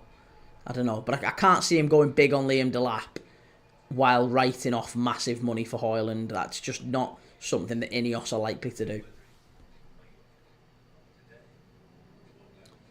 AM10, what's your favourite shirt you have behind you? I like the Argentina one. Yeah, I really like the Argentina one. I quite like the Atleti one. I like them all, mate. I like them all. I've got a Roma one, a Totti Roma one. Got a few, PSG, the Ronaldinho one up there. That's from 2000, 2001.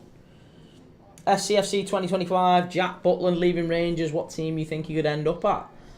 I mean, maybe back to Stoke City. Do you think? Maybe. Could he end up back at Stoke? That could work. Callum, spot that stadium from a city away well, yellow. Connor Hetfield, was it stupid to sell Mason Greenwood? No, I don't think it was stupid to sell Mason Greenwood. I think you have to do that. You can't have Mason Greenwood at the club. And again, irrespective of how good he is as a player, I understand it was the right thing to. And look, by the way, Mason Greenwood, he's not a saint by any stretch of the imagination, but I think there's a lot of football players who have questionable off-the-field activities, don't they? Maybe not falling into that bracket, but there's a lot of footballers who, I wouldn't be all that comfortable with with being around on a night out, to put it that way. So it's you give a lot of young lads unlimited money, young naive men, lots of money. They'll get up to very, very wicked things. So not always the case, but yeah, I think I don't want you maybe have to. You don't want to vilify. You don't want to vilify too much. You've got to give people an opportunity to go and kind of live their life. Ultimately, he's gone away. He's gone to Marseille. He started playing well, but I don't think there's ever a route back for him in English football. I think he may be in the continent, but he's kind of burned them bridges. He's not going to play for England, and he could play for England if we're just talking about ability. He could play for England, couldn't he? He's a talented lad. He's done well at Marseille, but. No, United weren't wrong to sell him. I don't think so, and I don't think he comes back for the Premier League. James, great stream, Key. Any chance of a birthday shout out? Yeah, of course. Happy birthday. Hope you're having a nice day.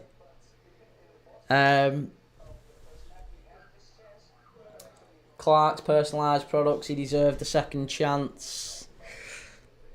Yeah, well, I mean, for me, mate, I don't know. I couldn't argue that. I really couldn't argue that. I don't know how you'd.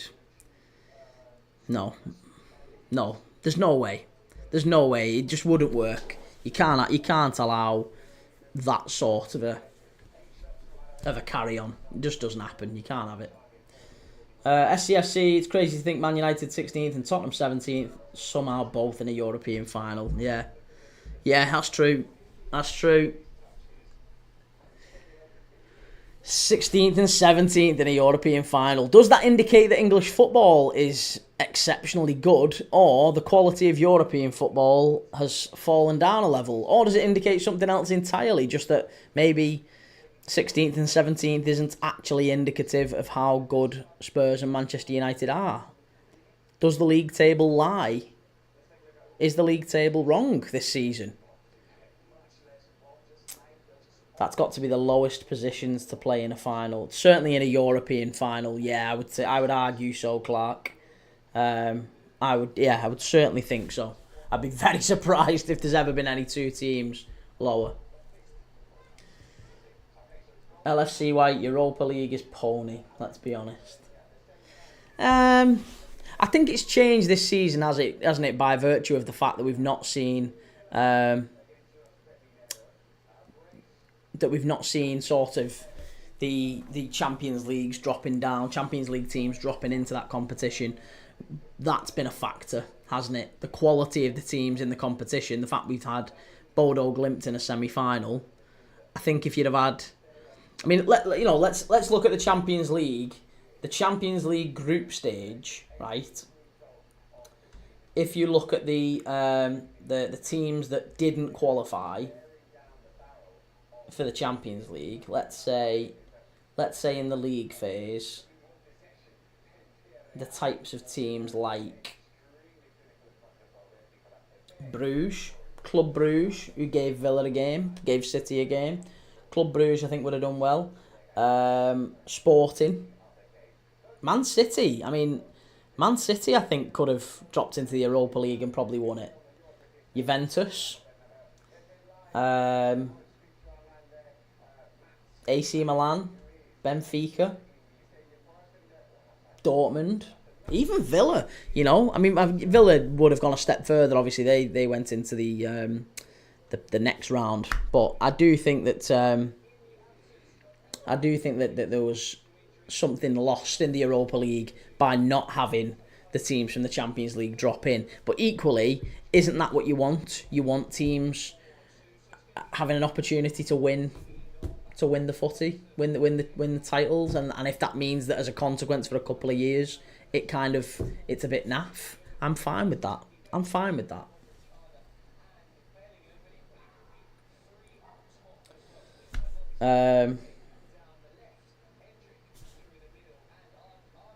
Therefore, lad, how can Spurs in the final? Just saying. What's your name, lad? My name is Key. Oh, well, it's Kieran. But most people call me Key.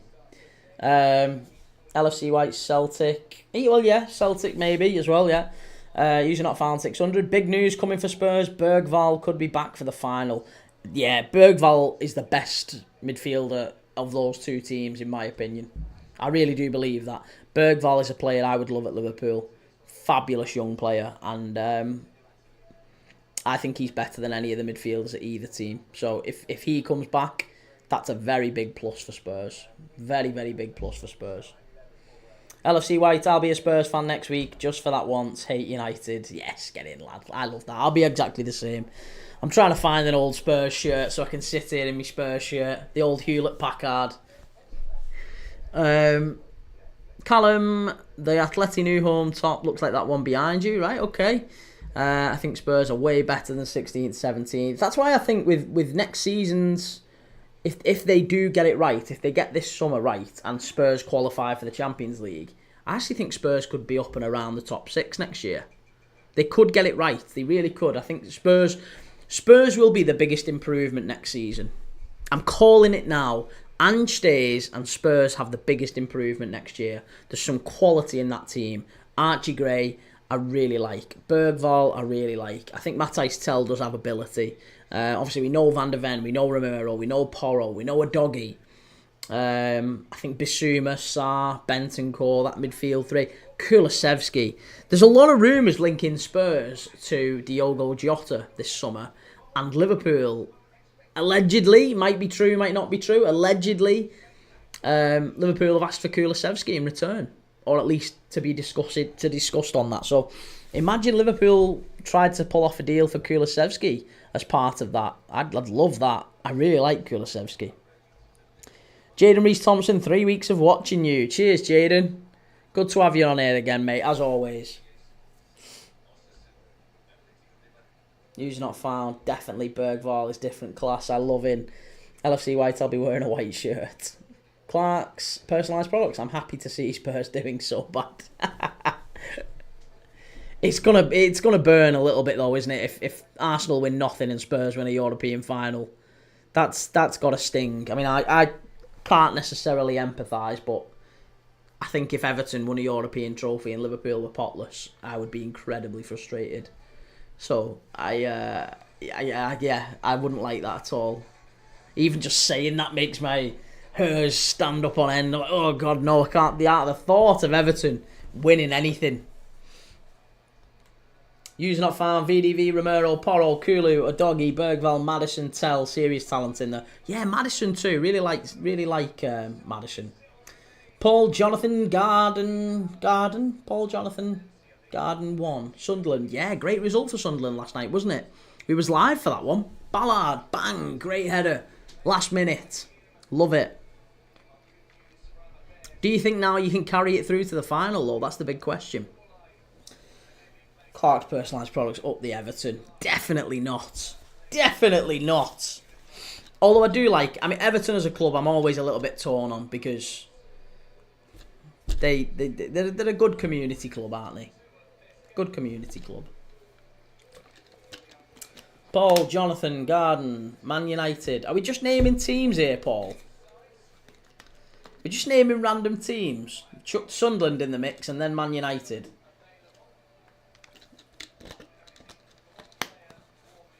Yes. Got to admit, Moyes has done a great job this season. Has he?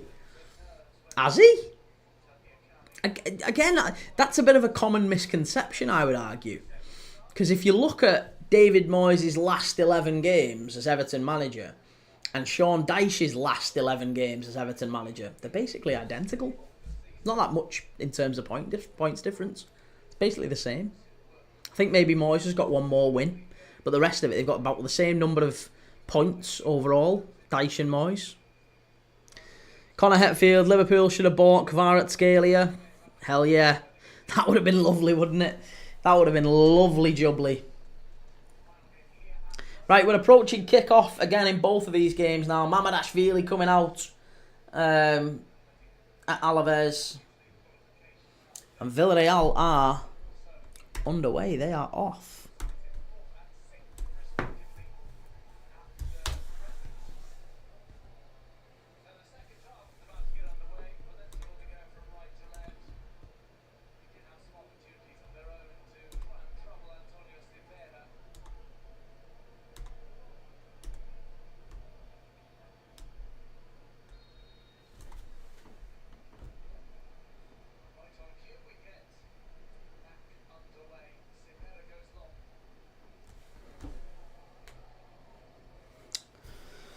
Okie dokie. Right, well, let's see. Let's see how we get on with the second half here now, which is underway. Villareal are 3-0 up against Leganes. Villareal pretty much now secure in that top 5 Champions League spot. This was the win that they needed to make Champions League football pretty much a certainty. Betis are going to have to do unbelievably well in their final 3 games. Probably going to have to win all 3 of them.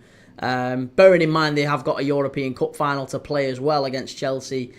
I'm not sure how much they're going to be totally bothered by that. I don't know if they're going to keep fighting for the Champions League or if they're going to accept just Europa League football for next season. and try to push and rest some players for that Conference League final. That might be a decision that Betis have to make at some point. Maybe they have to look at it and go, well, do you know what? We're probably going to concede European football, because honestly, there's not a massive... I mean, Villareal are still going to go to Barcelona. They do still have to go to Barcelona, but they've got... The other game they've got is Sevilla at home. So I think as a bare minimum, Villareal have one more win in them.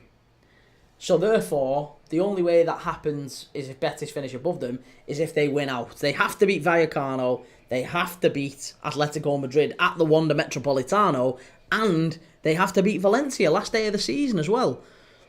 So I think if I'm if I'm Betis manager, I'm probably looking at it and going, yeah, you know, Manuel Pellegrini's probably thinking, I think it's time to just prioritise the Conference League at this point.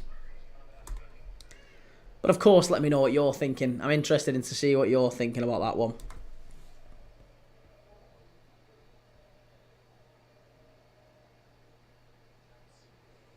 Clark's personalised products. I'm always Bilbao on Footy Manager. Love their youth setup. As a Spurs fan, if any of Madders, Bergval or Kulu could be back for the final, I'm taking Bergval. Yeah, Bergval is really important, isn't he? I like Maddison as well, and I love Kulusevski, but it's kind of cruel that all three of those are out, and Manchester United have effectively got probably a full strength squad, haven't they? There's not really... Maybe Xerxes. There's only really Xerxes that they're missing, isn't there? Everyone else is pretty much fit.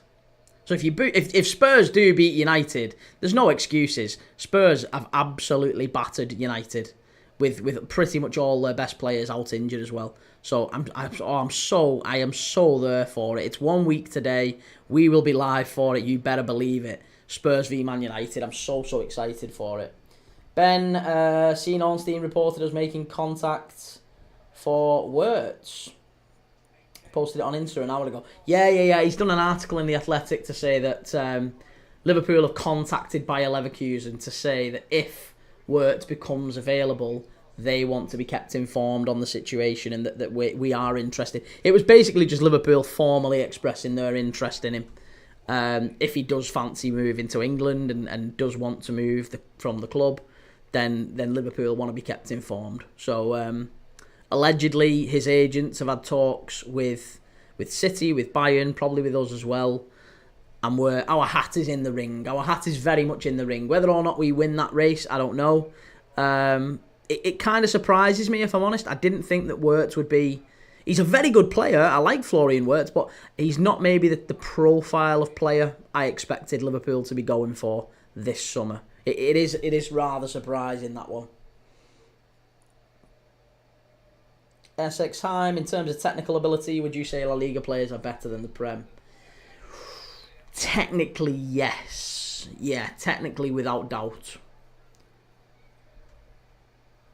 The problem with La Liga is often the pace, the lack of energy, the lack of... Which, again, they're playing in intense heat a lot of the time. So, it's not really surprising that the game is slower sometimes in La Liga. But the quality is different class. The passing, the sort of incisive one-touch stuff around the edge of the box, it's really lovely to see. And that's why you do see teams getting cut apart when they play Spanish teams. Often you see them getting cut apart, and that's why when English teams play against Spanish teams, it's often the physicality that wins them the day. And I would argue that's what happened with Manchester United. Manchester United just kind of... It was a lot of long balls. It was a lot of direct football. It was a lot of keeping the ball moving. You know, don't let it rest. Don't put your foot on the ball. Keep the ball moving. Keep them running around. High energy stuff that Manchester United would be used to, and Bilbao just... Not that they weren't used to it. It's just that that's not their skill set. That's not what they thrive at. Whereas Serie A feels like it's come full circle. I would have argued a few years ago, maybe 10 years ago, that Serie A was just as technical as La Liga, but it was a lot more like defensive minded. It probably wasn't as it didn't have the attacking quality there. Whereas now it feels like Serie A is all about high energy and pace and strength, and there's some unbelievable players there, like, you know, Leao, Moise Kean started to play really well. Kolo Muani's had a good season over there this season. Um, even Liga as well. Liga maybe for many years was an intense, high pace, energetic, physical league that maybe lacked quality with a lot of the games. It was a bit dull. You'd have a lot of players who could run for days and were strong and fast, but couldn't hit a barn door if they got clean through on goal. And every league's got its strengths, but I would absolutely say that La Liga is more technical than the Premier League, for the most part anyway. Valencia have just got one wide there. Ben, I suspect he goes to Bayern. I would imagine so as well, yeah. Essex-Heim, La Liga 20th position team can play out the back perfectly. I would agree so, yeah. I think that's it, isn't it? They're so used to, from a young age in Spain, they're conditioned to playing that way. Pass, keeping it moving. Lots of one-touch stuff. It's not really like... And the pitches are a lot better over there as well. Pitches are a lot better, so they tend to play that sort of stuff. Whereas in England, sometimes our pitch quality isn't great, and it is a lot of long ball, get in behind, get up and at them. And I like that football too, but there's strengths to both, isn't there? There's strengths to both. Alaves, it's gone behind. Essex-Heim, Liga play beautiful football. Yeah, I really like watching Liga as well. We're doing Strasbourg on the last day of the season. Strasbourg against Le Havre. On the last day of the season, we're doing a watch-along of that. And Strasbourg have a chance of getting in the Champions League.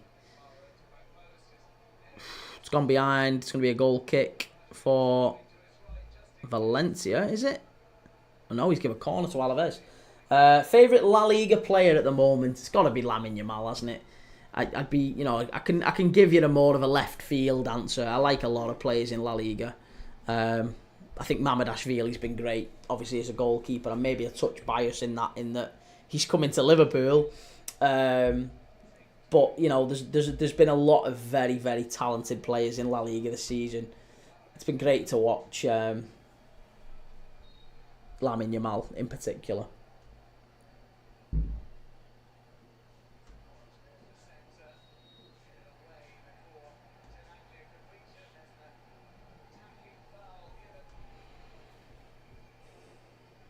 LCFC, Cov stayed down. Yeah. Essex-Heim, you watched Dutch League. I watched a little bit of the Dutch League, a little tiny bit. We've not actually done a watch-along for the Dutch League this season. I say this season. I only started the channel in January, so I'm very, very new to all this.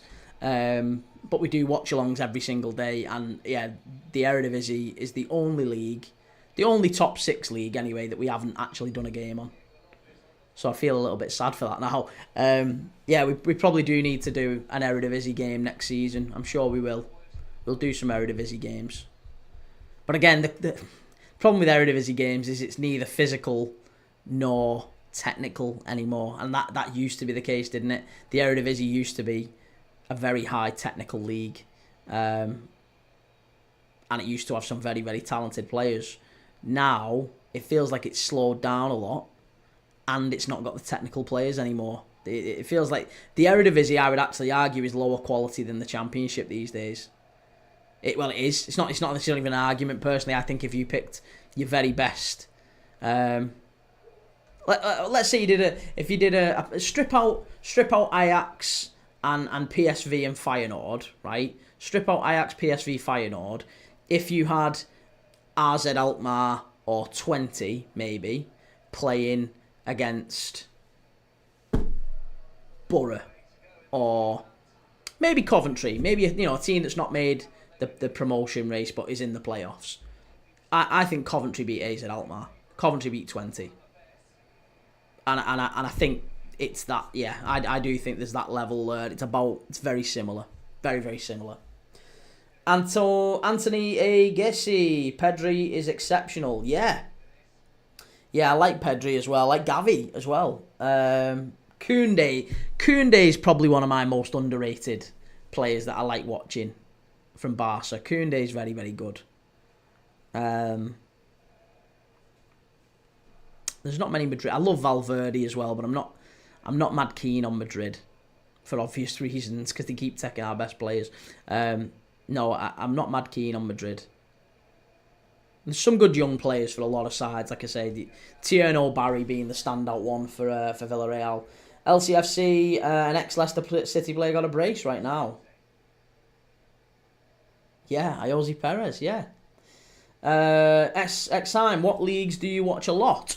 Well, Premier League, Championship, La Liga.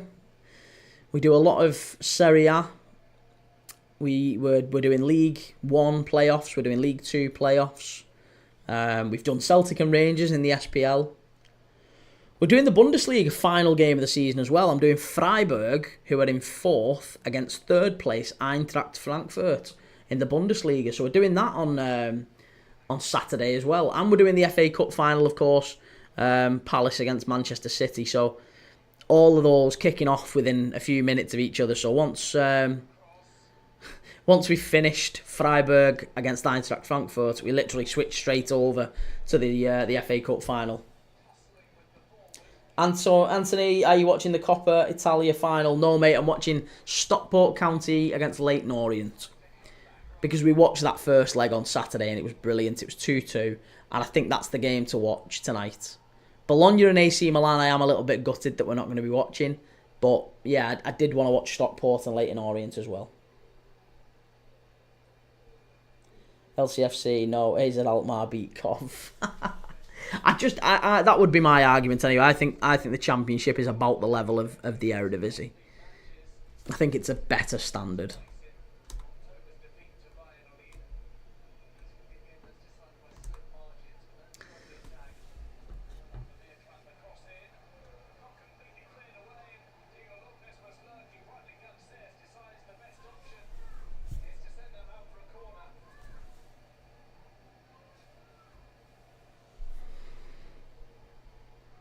Very nearly a corner there.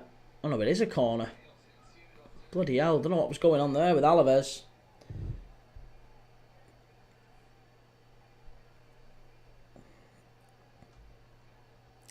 Curring official, bro, how you doing? Good to see you. Anthony, who wins, Inter or PSG? I think PSG. I think PSG are the better side. Clark, Prague are losing 3-0 now. I know. What a way to lose a cup final. They're getting absolutely smashed. Absolutely battered by Sigma Olomouc.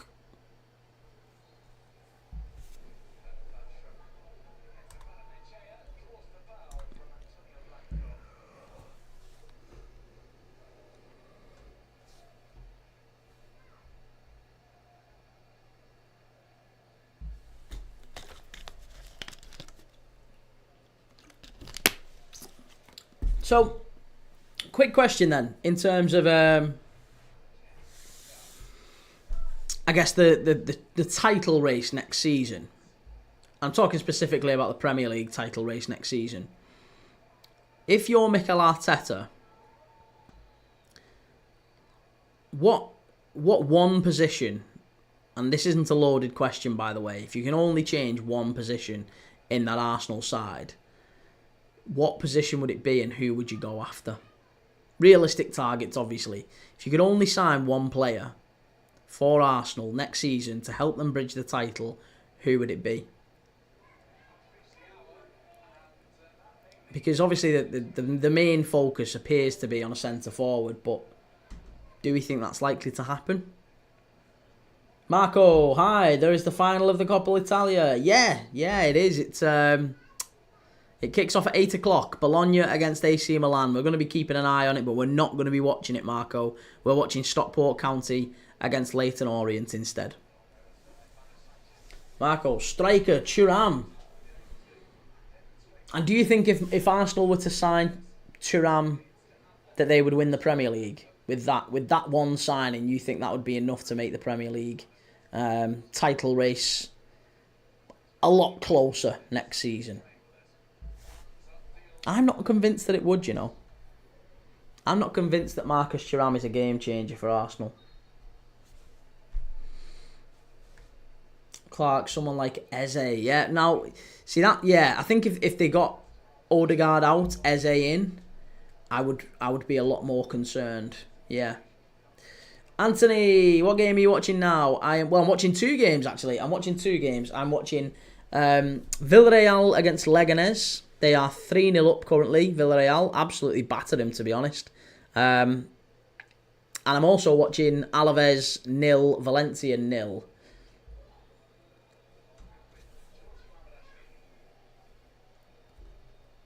Keep an eye on Georgie Mamadashvili coming in.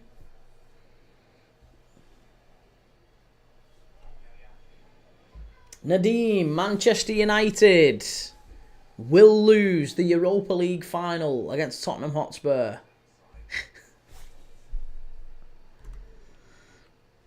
Connor Hetfield, Alvarez or Garassi. Garassi. I don't rate Garassi at all. Yeah, I really don't rate Garassi. Anthony, how are you watching two games at once? I've got a TV and I've got a projector screen. Hey, Sparta Prague, I've got one back. Sigma Olympic 3, Sparta Prague 1. 3-1, and there's 30 minutes left in that one. That could be a bloody good end to that game. I wonder. Yeah, they're both on La Liga TV, so you can watch them. Michael Cox 0912, a live that's not a Sunderland fan about goddamn time. TikTok is punishing me. Oh no, mate, are you a Coventry fan? We've had a lot of Coventry fans in, you know. We watched the game last night, Michael. And I felt really, really sorry for Coventry at the end there. I thought you played unbelievably well. I'm assuming you're a Coventry fan anyway. I thought Coventry played terrific anyway. Coventry were fantastic, and it was a real shame that the tie has almost been decided by two Coventry errors, hasn't it? Van Evik, the mistake in the first leg, and then obviously Kitchen leaving Ballard unmarked last night off the corner. You would never have thought that would have been it, but sad, very, very sad. And look, I'm sure from where Frank Lampard took the team, you've got to look at it and go, he's done really, really well. And next season, I'm sure Coventry will go again if they can keep hold of, you know, the likes of Radoni and that sort of thing. It's going to be an interesting season for them next season. Maybe the Prem, you might argue the Prem would have been a touch too soon anyway, but I'm sure that wouldn't have dampened the spirits, would it, if they'd have got through.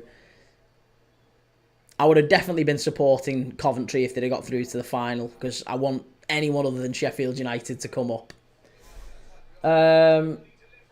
Lucas Lambert, are you watching Real Madrid? No, we're not watching Real Madrid. Real Madrid kick off at 8 o'clock against Mallorca. We'll be keeping an eye on Madrid, but we are actually going to be watching Stockport County against Leyton Orient. That's the game that we're focusing on after these games go off. Nadeem, what team do you support? I'm a Liverpool fan, Nadeem. Yeah, I'm a Liverpool fan, but as you can probably tell on this channel, we watch absolutely everyone.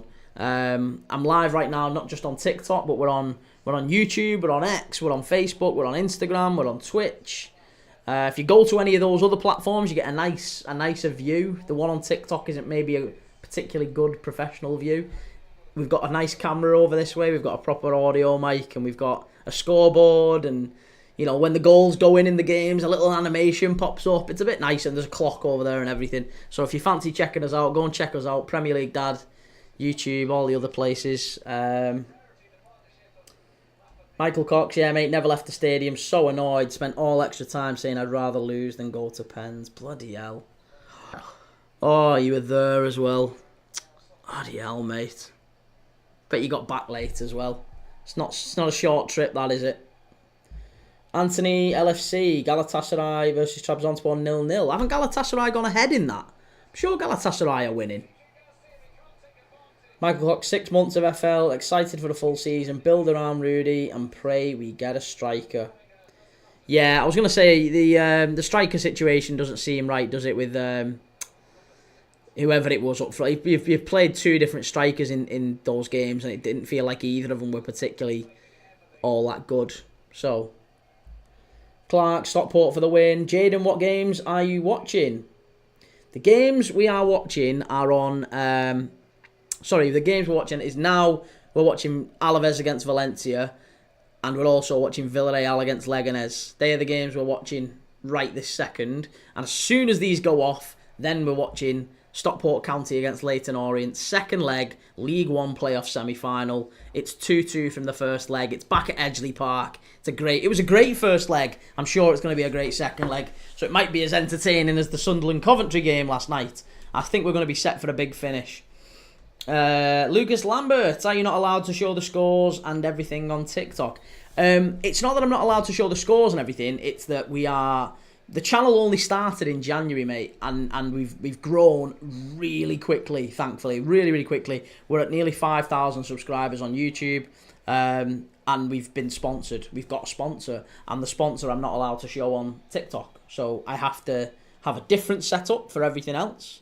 And then once I've talked about the sponsor and done the bit, the whole spiel and talked about how great they are, which obviously they are, really, really good, then we switch over and we do TikTok. So TikTok is a different camera. That's kind of is what it is. But you get I would argue, a better live experience over on the other places. So you can go and check us out on the other places if you want to.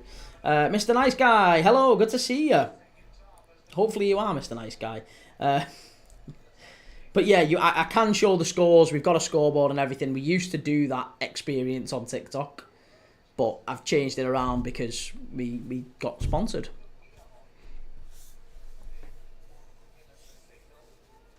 One 0 I meant. Yes, yeah.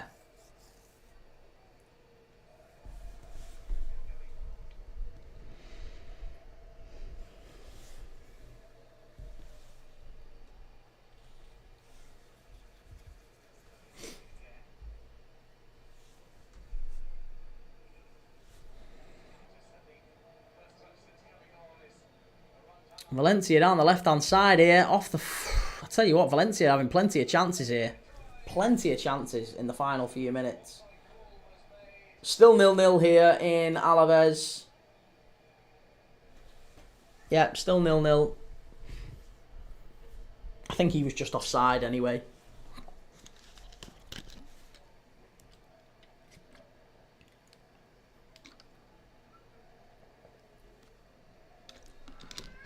Getting a shower, be back later. No worries, Anthony. Take it easy, mate. See you in a little bit.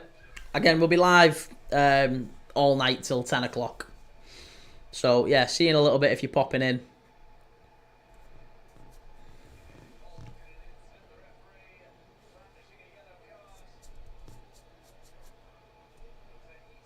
The other thing I wanted to have a chat to people about tonight and kind of get your thoughts on it. Assuming there's any Liverpool fans in the chat. I don't know if there's any Liverpool fans in the chat. What do we think about Trent Alexander-Arnold and Real Madrid?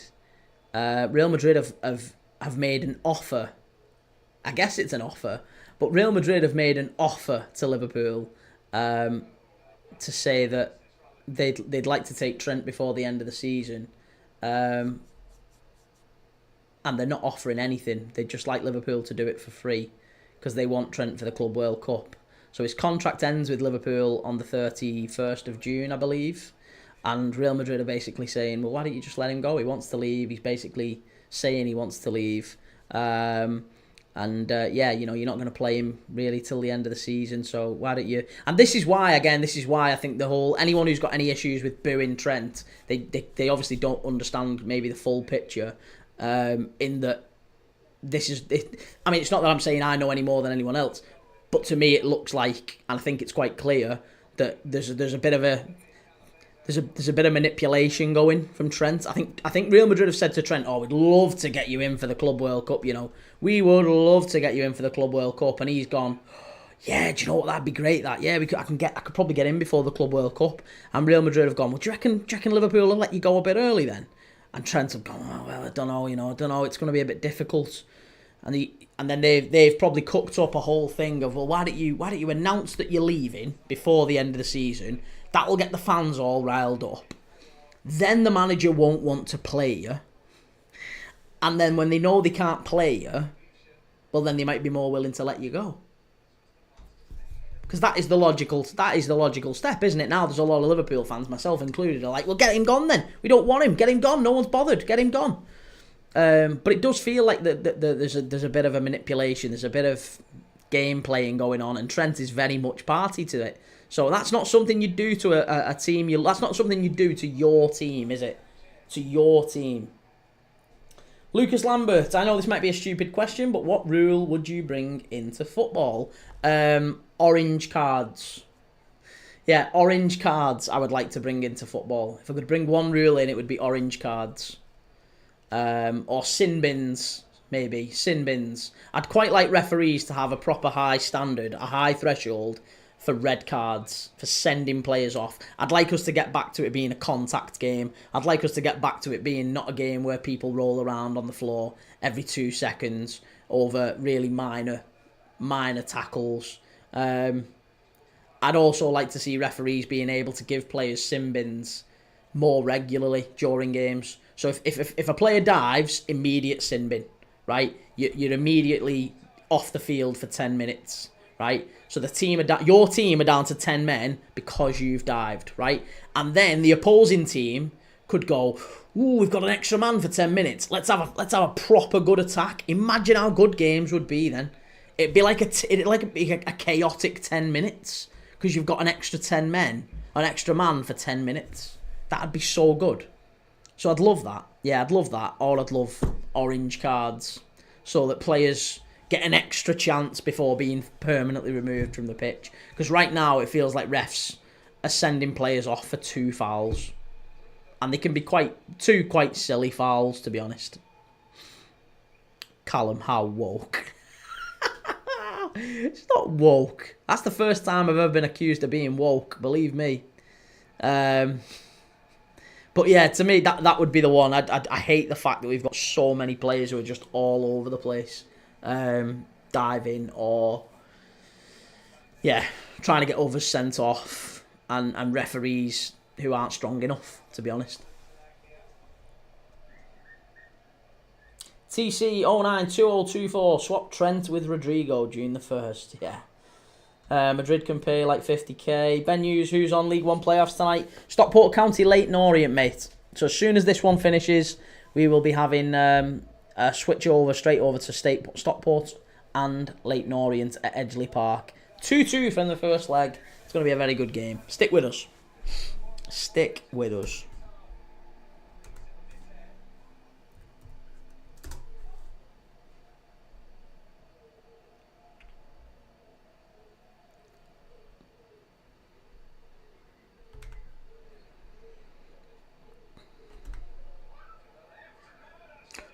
Mamadashvili again. Honestly, like, guys, right? I know I'm a Liverpool fan, so obviously I'm gonna wax lyrical about this guy. But believe me when I say you could do a compilation of Mamadashvili just on this one game, just on Alaves, and there's about 3 or 4 top quality saves. He's gonna be the best goalkeeper in the league. He's only 24. He's going to come in. Alisson's going to leave. Maybe not next season, the season after. But he's going to come into Liverpool and it's going to be a straight swap. Alisson is the best keeper in the world. We've got the second best right there. I'm telling you, he's not far off it. He's so good. So good. Oh. Do you know... Just as I'm saying that, I don't know if you've just heard what I've been saying, but just as I'm saying that, what would be the funniest thing that could happen while I'm saying that? What would be the funniest thing that could happen as I'm saying what an amazing player Mamadashvili is? He's just given away a penalty. He's just given away a penalty. The ball was up in the air and Mamadashvili comes out and absolutely... Oh, that's not a pen. That's not a pen. You're not getting a pen for that. That's not a pen. Come on. No. Oh, VAR. VAR has to get involved there. It had gone. The ball had gone behind. I don't even think he touches him. The ref has got to check that. The ref's got to check that. He's given a penalty, but he's got to check that. Is there going to be a check? There's got to be a check. This is madness. Yeah, there's going to be a check. It's going to be a check. It's going to be a check. Alaves and Valencia, not Villareal. Alaves and Valencia. The ref's going to go and have a look at it. It was a penalty. given to against Mamardashvili for Alaves, and yeah, there's no way the referees can give this. He's got to turn it over. It was literally smack. You couldn't write that. Smack bang in the middle of me saying what an unbelievable goalkeeper Mamardashvili is. He gives away a penalty. It was a little bit sloppy from him, but that's not a pen. That isn't a penalty. That is not a penalty. It is not a penalty. Ref, please turn this over. I've got Valencia or draw as well. So if he sticks with his original decision, I am absolutely goosed. Because we're into the last 15 minutes here. Please turn this over, ref. Please. Overturn your own decision. You've given a penalty. Please now go out. I want to see you doing that. Here we go. He's coming out. He's going to say no pen. He's give the pen. How has he give the pen? How has he give the pen? Oh, you stupid, stupid ref. You stupid, stupid ref. That is never a pen. That is never, ever, ever a penalty. That is never, ever, ever a penalty. I'm sorry, it's not a penalty. It's not a penalty. That is ridiculous. That is ridiculous. Oh, that's so annoying. So annoying.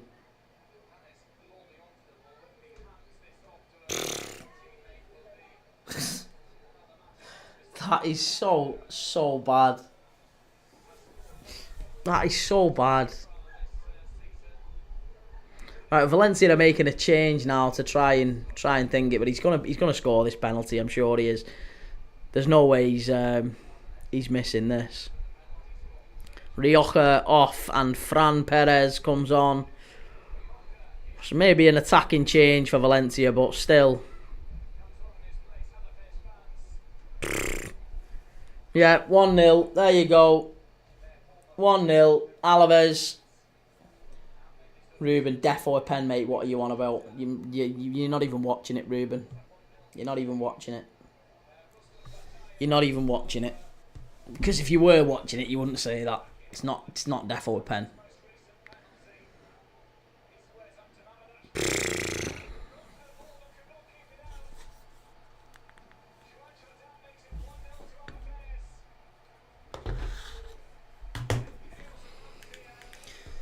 Oh.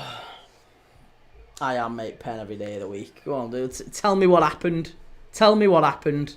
If you can tell me what happened, I'll believe you. James Moss. If a player dives, they should have to go in goal for the rest of the game.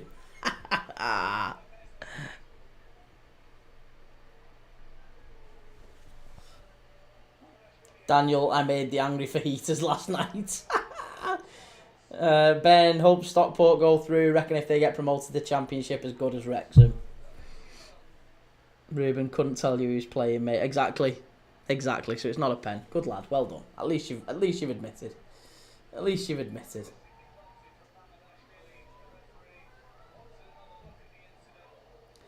Clips HQ. Are you watching Madrid or Stockport? I'm watching Stockport, mate.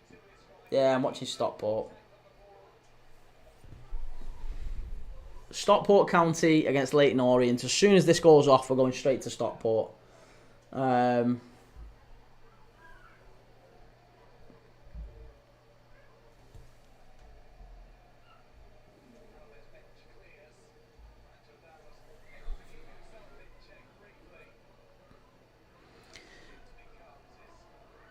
But yeah, I don't like the idea that Trent Alexander-Arnold could be offered to Real Madrid for nothing. I think that's the bit that really frustrates me, that Liverpool might just end up being able to, or being forced to kind of just let him go for nothing. Daniel, how many players do you think Wrexham can sign who've played in the Prem? Again, it depends, I guess, how much they're willing to throw at it. I don't think they're going to get too many. They're going to have to do something to stay in the Championship, because the team that they've got at the minute isn't going to stay in the Championship. They're going to have to do something just to stay in the Championship. Forget getting promotion to the Prem. That's I would argue that's a bit of a pipe dream to go straight up to the Prem. That's like Newcastle thinking they're going to win the league next season. They just need to kind of consolidate a little bit first. Daniel, would you take 500k for Trent to let him leave a month early? I'd take anything. I'd let him go for free. For me, I'd let him go for nothing. Let him go for nothing. I don't want him at the club. Yeah, I don't want him at the club at all. Clips HQ, do you agree with Trent being booed? Yeah, he's a rat. He's a rat. He's a rat that has lied and manipulated the club that he purports to support all of his life for his own gain. And that's the problem. You can't... How? Because that's it. He's the club that he has said he is going to support. Well, the club that he has said that he has supported for 20 years or whatever, his entire life, he's let down. He's the manner in which he has gone about it has been so disrespectful, so manipulative, and it's all to suit his own ends. It's nothing to do with him going to Madrid. Him going to Madrid is by the by. It's him going to Madrid in the manner in which he's done it. Forcing the club's hand, giving the celebrations at every single point, all that sort of thing that he was doing to the fans. He's riled the club and riled the fans up all season, and he's left on a free. Do you know what I mean? He's left on a free, and that's the thing that I think there's not many other players who claim to be fans of the club wouldn't do that. So it's not that I don't think he's a fan. I would argue he is a fan of Liverpool. I just think he's a shitbag. He's a shitbag, and he thinks he's better than he thinks he is. He's got an ego the size of he's got an ego the size of West Derby, and I just don't think he's a player I'd want around the dressing room anyway. So yeah, he's a rat. He can go to Madrid, no problem at all.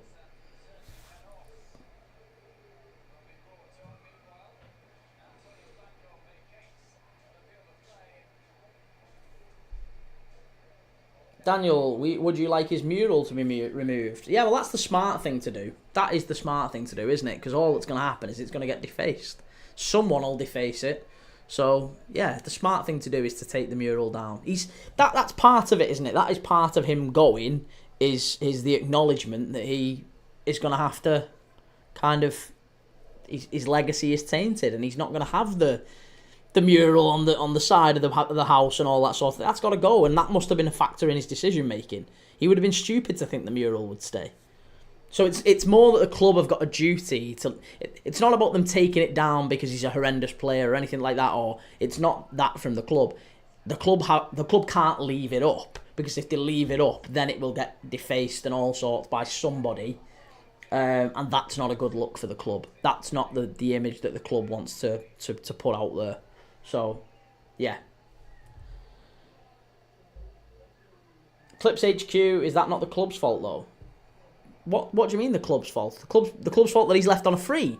No, it's not the club's fault that he's left on a free, because he's been telling the club. This is something that a lot of people don't seem to know, but it's common knowledge around Liverpool, and to be honest, if you read the articles well enough, all the big journals have said this. Trent Alexander-Arnold only informed Arne Slot that he wanted to leave the club in March.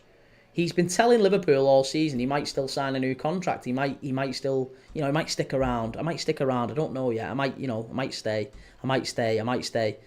Meanwhile, he's been negotiating hard with Real Madrid for more than 18 months. Like, during title charges, he's been negotiating with Real Madrid for a long time. This has not been something that has been very, very, a last-minute thing. This has been something that's been going on for a really long time. And I'm not arguing like it's been a dead easy decision for him. Sure, he's wrestled with it at times, but he's wanted to go, and he's known he was going for at least a year, at a bare minimum of a year. He's known since Klopp was leaving he was going this year on a free. And if he'd have told the club that last season, then the club might have made a decision on him. The club might have made a decision and said, I'm fine. We'll sell you. We'll sell you this summer, and we'll get a big fee for you. And Madrid will have to pay the big fee. If they want you, they'll pay the big fee.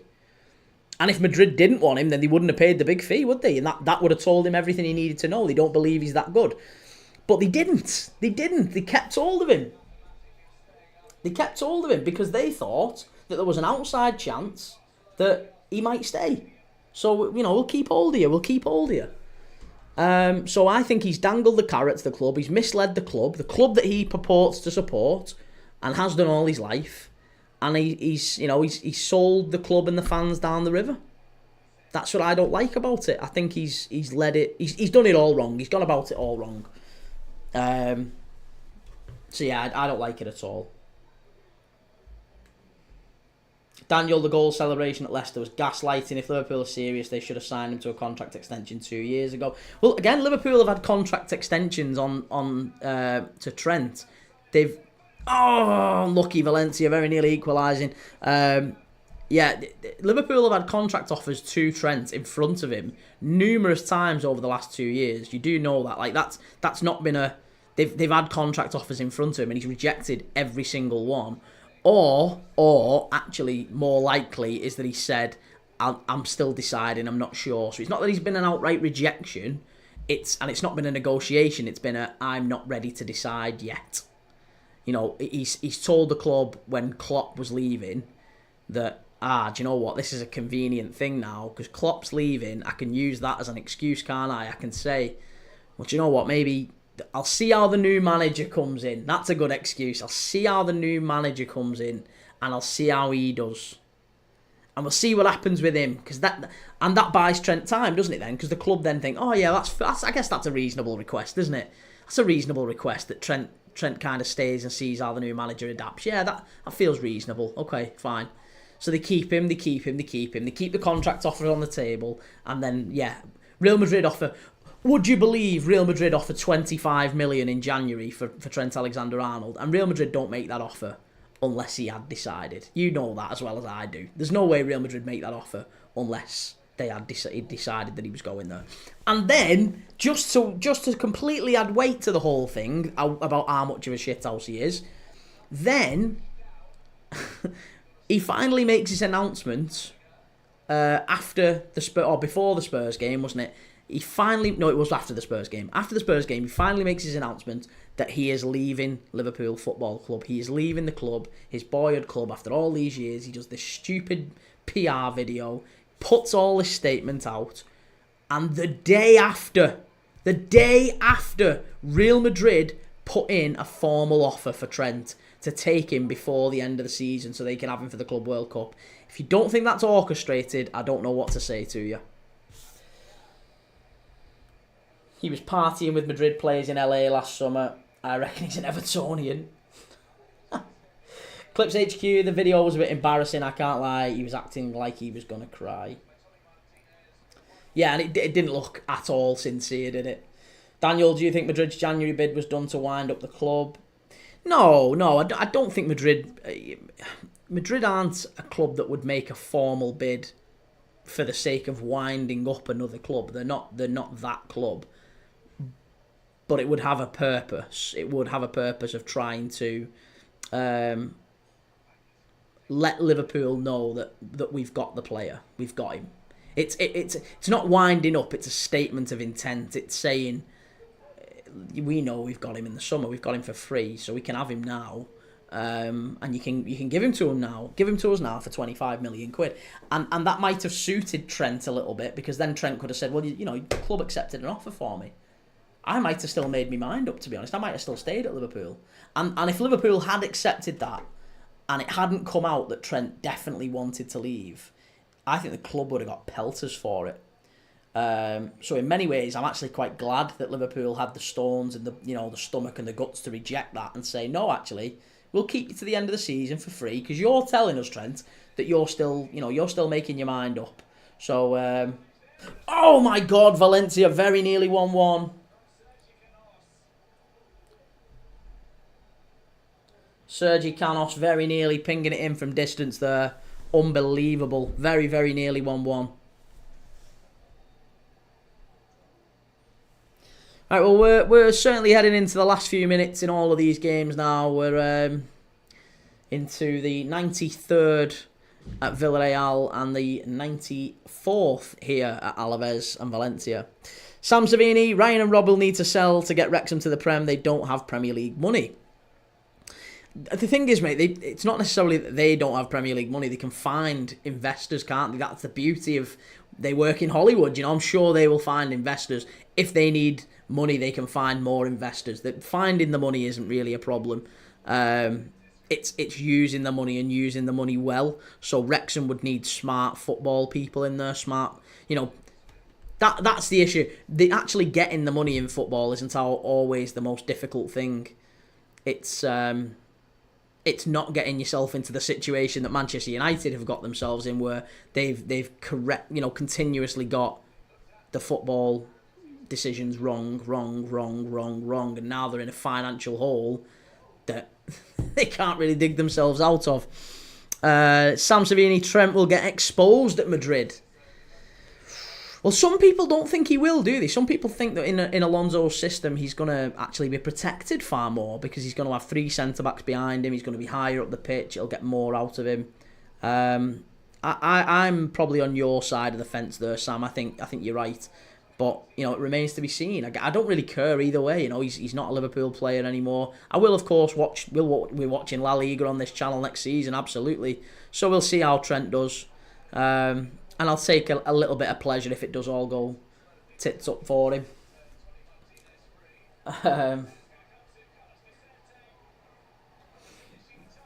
Daniel, do you think Liverpool would have still walked the league if Trent went in January? Yeah, we would have done. I mean, I think we were 9-10 points clear in January at certain points. About the end of January when they actually offered the deal. And plus, you've got to remember, Trent then got a big injury against PSG, didn't he? Yeah, Trent got a big injury against PSG and off he went. So he hadn't played for a couple of months before the end of the season. So we'd have still walked the title.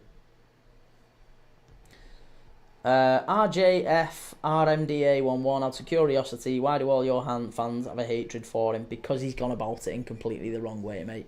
We've just been talking about this exact thing. He's not that he's left and gone to Real Madrid. It's not even that he's gone on a free, really. There's some fans would hate that too, but he's gone about it entirely the wrong way. He's gone about it entirely the wrong way. He's wiped his arse with the shirt.